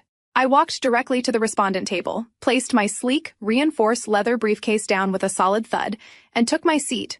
A heavy, suffocating tension immediately filled the courtroom. The bailiff called the room to order as Judge Monroe emerged from his private chambers. He was a highly respected veteran of the federal bench, a man known for his razor-sharp intellect and absolute intolerance for courtroom theatrics. He took his seat, adjusted his reading glasses, and looked down at the thick docket file resting on his elevated desk. "We are here for the Asset Division and finalized settlement hearing in the matter of Reed v. Reed," Judge Monroe stated, his commanding voice echoing across the quiet room. He looked over at my table, his brow furrowing slightly when he saw I was sitting entirely alone, surrounded by empty chairs. "Mrs. Reed, the court notes that you have not filed a formal notice of representation. Who is your legal counsel today?" I stood up, buttoning my suit jacket with a smooth, practiced motion. I kept my voice perfectly level, projecting clear across the vast wood-paneled room. "I am appearing pro se, Your Honor. I will be representing myself in all matters pertaining to this divorce and the subsequent asset division." The exact moment the words left my mouth, Jonathan Qley let out a loud, highly theatrical scoff. He stood up abruptly, adjusting his silk tie, practically vibrating with condescending outrage. He wanted to crush me immediately before I could even present a single argument to the bench. "Your Honor," Qley boomed, utilizing his heavily practiced aggressive courtroom voice to completely dominate the space.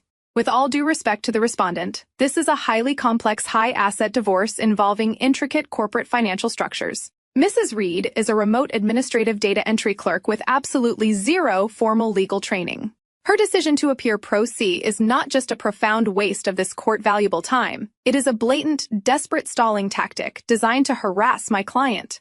Cole stepped out from behind his polished table, pacing aggressively to command the attention of the judge. My client made a highly generous, completely voluntary settlement offer of $10,000 during mediation, an offer the respondent blatantly refused after staging an erratic, hysterical emotional breakdown in my conference room. She is fundamentally incapable of understanding the legal reality of her situation. She has no comprehension of asset division law. She lacks the basic vocabulary to even participate in the discovery phase. I formally request that the court dismiss any and all of her financial claims immediately due to her severe documented lack of legal understanding. She is completely out of her depth, and we demand an immediate summary judgment in favor of my client. From the gallery behind me, I could hear Patricia let out a soft, highly satisfied hum of agreement. Bradley leaned forward against the wooden railing, his arrogance fully restored by his high-priced attack dog. Vanessa was practically glowing with triumph. They thought Cole had just delivered the fatal blow. They thought the judge would look at my lack of a hired attorney, agree with the senior partner assessment of my intelligence, and throw me out onto the street with absolutely nothing.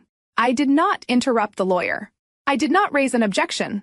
I simply stood at my table maintaining absolute freezing eye contact with Judge Monroe, letting Jonathan Cole dig his own professional grave before I dropped the federal guillotine right on top of his neck.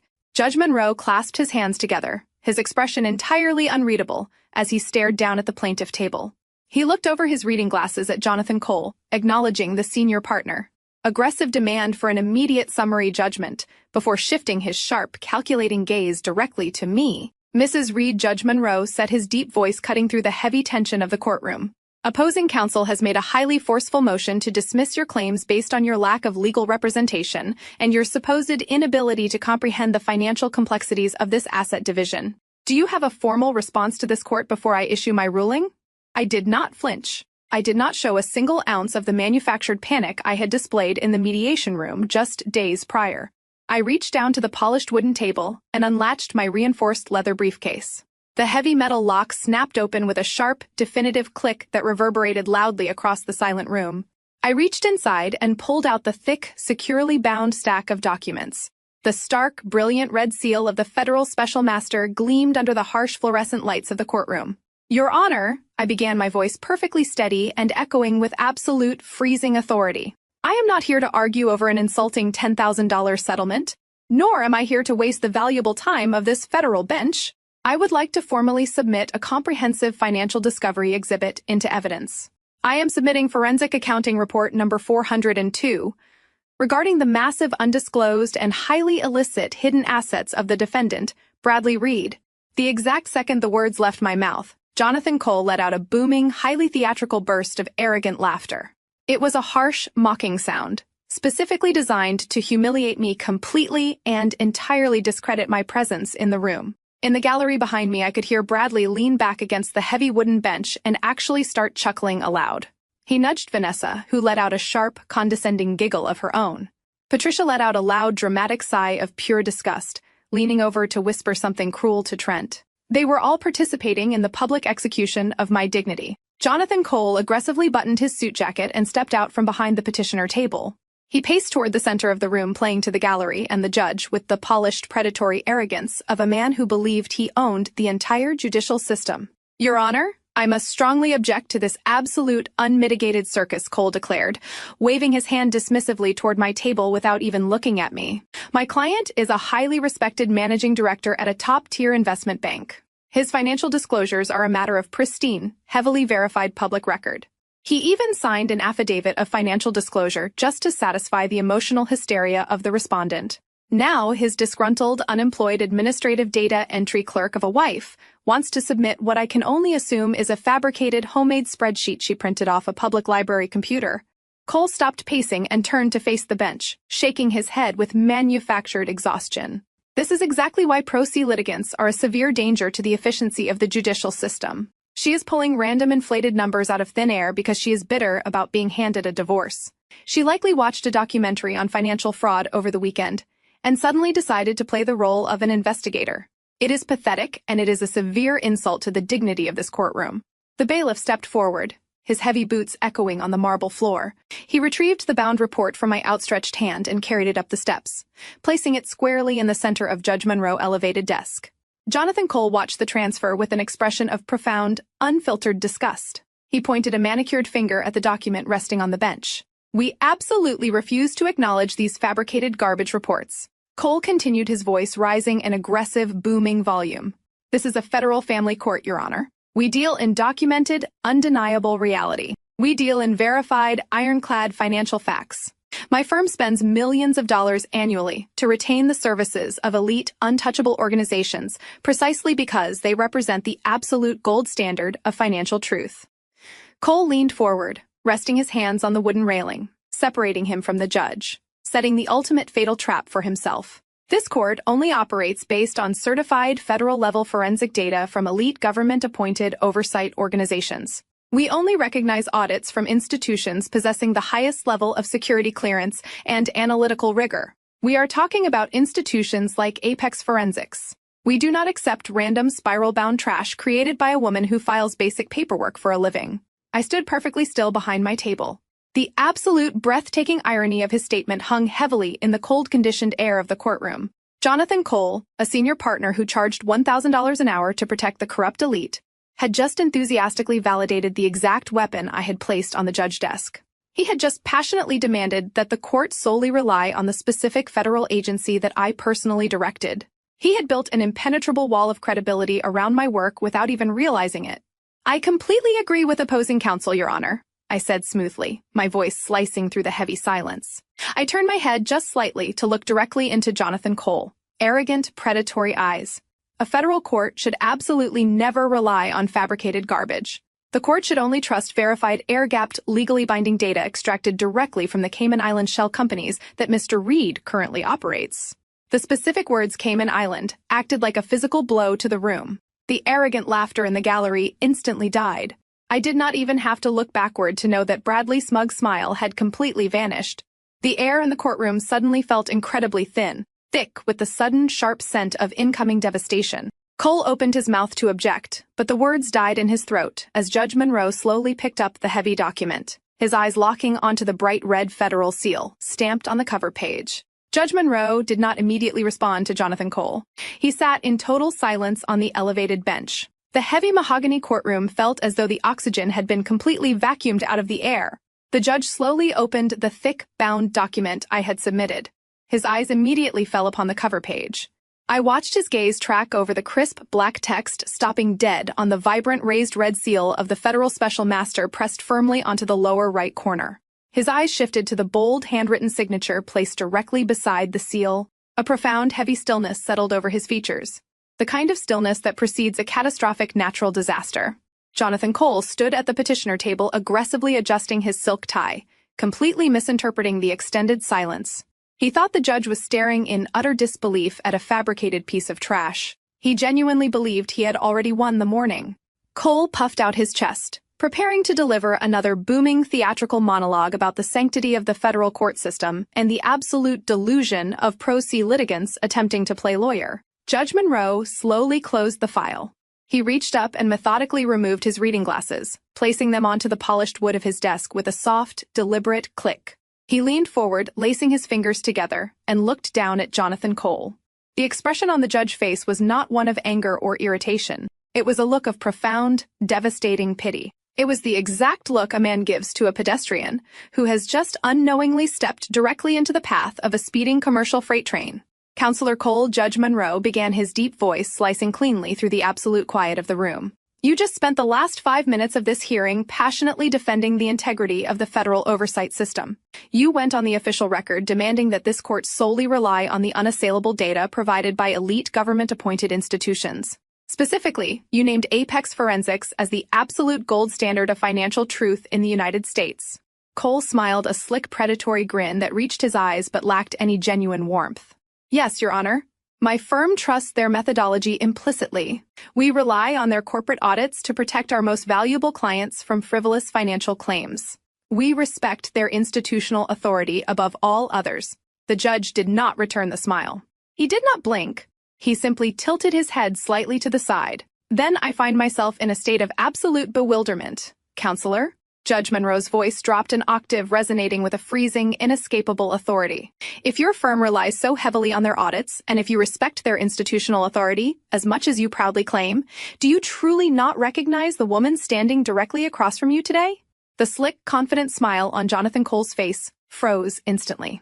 His brow furrowed in sudden, sharp confusion. He physically turned his head, looking at me across the aisle, as if seeing me for the very first time. He took in my tailored charcoal suit, my perfect, unyielding posture, and the freezing, predatory calm radiating from my eyes. A flicker of genuine, primal unease finally breached his arrogant facade. He looked back at the judge, his mouth opening slightly, but no words came out. In the gallery, the smug whispers abruptly ceased. Patricia stopped fanning herself with her program. Trent sat up straight, his bloodshot eyes darting nervously around the room. Bradley leaned forward, gripping the wooden railing of the spectator partition so tightly his knuckles turned a stark, translucent white. A sudden, inexplicable panic began to claw at the edges of his mind. The atmosphere in the room shifted from a routine divorce hearing to the terrifying precipice of a federal execution. Judge Monroe picked up his wooden gavel. He struck the sounding block once. The sharp, explosive crack echoed like a gunshot, demanding absolute submission from every single breathing soul in the room. "Let the official court record reflect," Judge Monroe declared, projecting his voice to every corner of the vast courtroom, "that the respondent appearing before this bench is not an administrative data entry clerk. She is Cassidy Lawson. She is the chief executive officer and the lead forensic accountant of Apex Forensics." The words hit the room like a physical shock wave. The air grew incredibly heavy, but the judge was not finished destroying them. He picked up the bound report and held it up for the entire court to see the glowing red seal. Furthermore, Judge Monroe continued his tone, carrying the absolute crushing weight of the federal government, recognizes that she is currently sitting before this bench acting in her official capacity as a special master appointed directly by the Securities and Exchange Commission. The document she just submitted is a verified federally mandated forensic audit regarding a massive act of money laundering and racketeering syndicate orchestrated by the petitioner. The courtroom went dead silent. It was a suffocating, terrifying vacuum of sound. A kind of absolute silence where you can actually hear a heartbeat flatline. I turned slowly, pivoting on my stiletto heel to face the gallery. I looked directly at the man who had thrown my clothes into trash bags, mocked my $40,000 salary, and demanded my total submission. Bradley Reed looked exactly like a corpse. The blood had completely and entirely drained from his face, leaving his skin a sickly, translucent gray. His jaw hung slack, his perfectly styled hair suddenly seeming out of place above such a broken expression. His eyes were wide with a primal, suffocating terror as the sheer magnitude of his fatal error crushed the breath entirely out of his lungs. The brilliant investment banker, the arrogant master of the universe, suddenly realized he had invited the chief director of a federal financial task force into his home, married her, and handed her a signed, notarized perjury confession on a silver platter. He had not just lost his divorce. He had just lost his freedom, his wealth, his reputation, and his entire future. Beside him, the facade of the rising legal star violently shattered. Vanessa's face contorted in absolute, unfiltered horror. She suddenly understood exactly why I had asked for that specific disclosure form during the mediation. She understood the catastrophic legal implications of her own golden notary stamp. She was not just a mistress moving into a luxury penthouse anymore. She was a documented co-conspirator in a federal RICO violation. She began to physically tremble. Her hands shook so violently that she lost her grip entirely. The thick, heavy stack of legal files she had been clutching to her chest slipped from her fingers. The binders crashed down onto the hard marble floor, the sharp, echoing clatter shattering the dead silence of the courtroom. Papers spilled everywhere, a chaotic, messy reflection of their entirely ruined lives. Jonathan Cole stood frozen at his table, his mouth opening and closing without any sound coming out. He looked from the judge to the federal audit resting on the bench, and finally, to me. The senior partner realized in real time that his arrogant junior associate and his wealthy client had just dragged his prestigious law firm directly into the center of a federal criminal indictment. I did not smile. I did not gloat. I stood perfectly still, letting the absolute destruction of their arrogance wash over the room. They had demanded a brutal legal battle. I had just delivered a total, unmitigated slaughter. I did not give Jonathan Cole a single second to recover his breath or formulate a desperate defense. I turned back to face Judge Monroe, my voice ringing out with the lethal clinical precision of a federal prosecutor delivering a final execution order. "Your Honor," I stated, gesturing smoothly toward the red-sealed document resting on the elevated bench.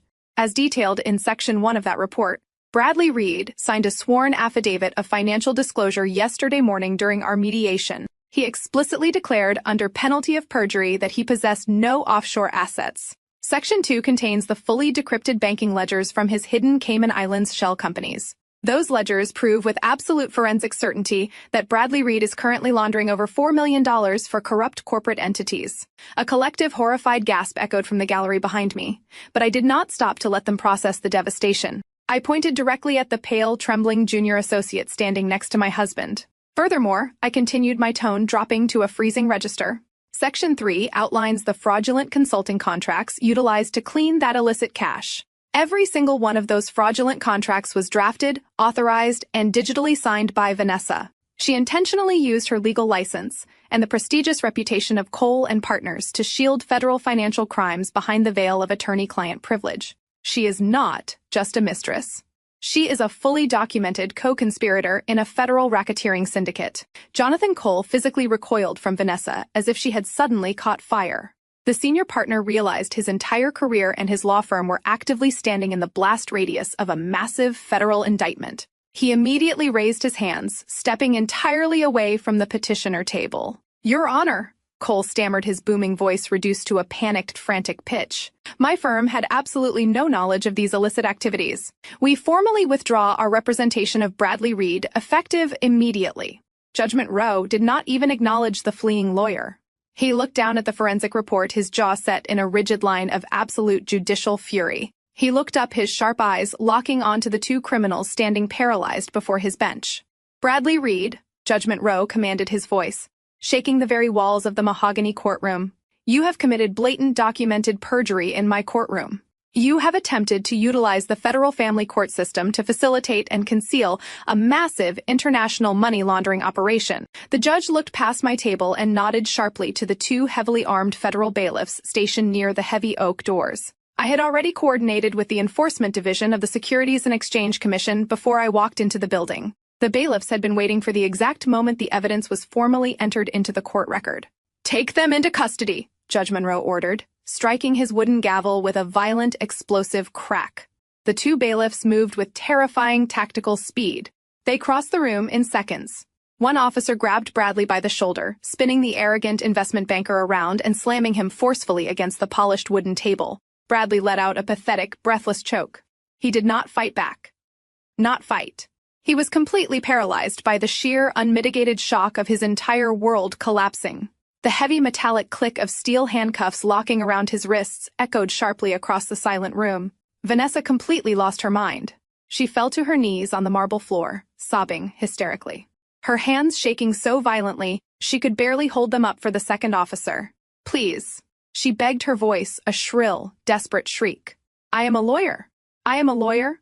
"Not anymore," Judge Monroe stated coldly, looking down at her weeping form with pure disgust. "I am forwarding this forensic report directly to the State Bar Association with my personal recommendation for your immediate permanent disbarment. You will never practice law in this country again. Put her in irons." The second set of handcuffs clicked shut. The sound was absolute symphonic perfection. In the gallery, the reality of the federal raid finally hit Trent. He watched his untouchable younger brother get shackled and read his Miranda rights. Trent knew the forensic report contained the casino ledgers. He knew the federal agents would be kicking down his door in a matter of hours to arrest him for his role in the domestic money laundering lair. Pure animalistic panic took over his body. Trent shoved past his mother, knocking her heavy designer purse to the floor, and bolted toward the center aisle, desperate to escape through the back doors of the courtroom. He did not make it 3 steps. Naomi stepped gracefully out of her wooden pew and moved directly into the center aisle, completely blocking his path of retreat. She wore a stunning, perfectly tailored emerald suit. She looked like absolute royalty standing in front of a desperate, pathetic coward. Trent skidded to a halt, his chest heaving, looking at his wife with wild, bloodshot eyes. "Move," Naomi Trent hissed, trying to push past her. "I have to get out of here right now." Naomi did not flinch. She did not move a single inch.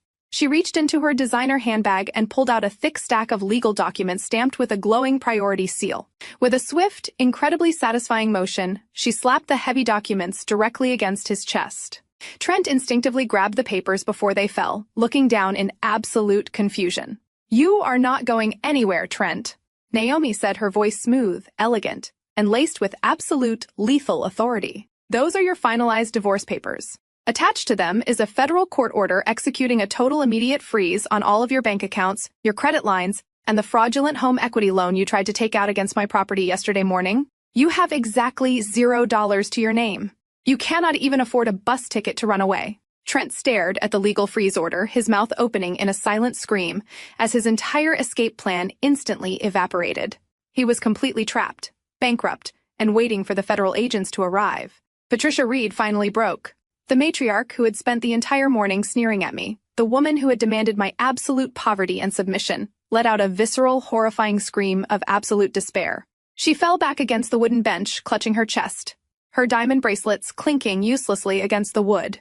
She watched in total helpless agony as both of her golden elite sons were utterly destroyed in the span of 5 minutes. Her legacy was ash. Her wealth was seized. Her social empire was permanently annihilated. I did not stay to watch them drag my ex-husband out in chains.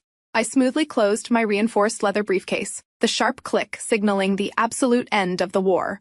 I turned my back on the screaming mother, the weeping mistress, and the arrested banker. I walked calmly down the center aisle of the courtroom. Naomi turned and fell into step perfectly beside me. We did not look back at the chaos, the crying, or the destruction we had orchestrated. We pushed through the heavy oak doors, leaving the toxic, rotting legacy of the Reed family trapped inside their own custom-built cage. We walked out of the federal courthouse and stepped into the blinding, brilliant Chicago sunlight. The air felt incredibly clean. I took a deep breath, feeling the absolute triumphant weight of true freedom. I had not just won a divorce. I had protected my dignity, secured my financial future, and completely eradicated the monsters who tried to bury me. Naomi looped her arm through mine, a fierce, beautiful smile breaking across her face. We walked down the marble steps together, leaving the ruins of our past behind, ready to conquer the magnificent, untouchable lives we truly deserved. The story we just witnessed is an absolute masterclass in the fatal cost of underestimating others. Arrogance completely blinds people to the truth sitting right in front of them. Bradley and his toxic family mistook Cassidy's silence for weakness and her humility for incompetence. The most profound lesson here is that true power never needs to be loud, boastful, or performative. While the Reed family spent their time shouting their supposed superiority, belittling her background, and manufacturing a false reality to stroke their own fragile egos, Cassidy was quietly gathering facts. She did not waste her precious energy arguing with people who were absolutely committed to misunderstanding her. Instead, she let them talk. She allowed their overwhelming narcissism to make them profoundly careless. Furthermore, this narrative teaches us that our inherent worth is never defined by how abusive people treat us. When you are entirely confident in your own abilities and your own truth, you do not need to seek validation from those who actively try to tear you down. Cassidy and Naomi both recognized that their environment was specifically designed to break them. Rather than shrinking themselves to fit into that abusive dynamic, they built a flawless exit strategy based on undeniable evidence and unshakable self-belief. Financial independence and emotional control are your ultimate shields. Cassidy did not let her justified anger dictate her actions. She let her sharp intellect drive her strategy. They weaponized their arrogant assumptions against them. Ultimately, the greatest revenge against those who try to destroy you is not returning their petty cruelty. It is completely outsmarting them, permanently removing their power over your life and walking away entirely free. Let me know in the comments below if you have ever had to quietly outsmart someone who severely underestimated your true potential.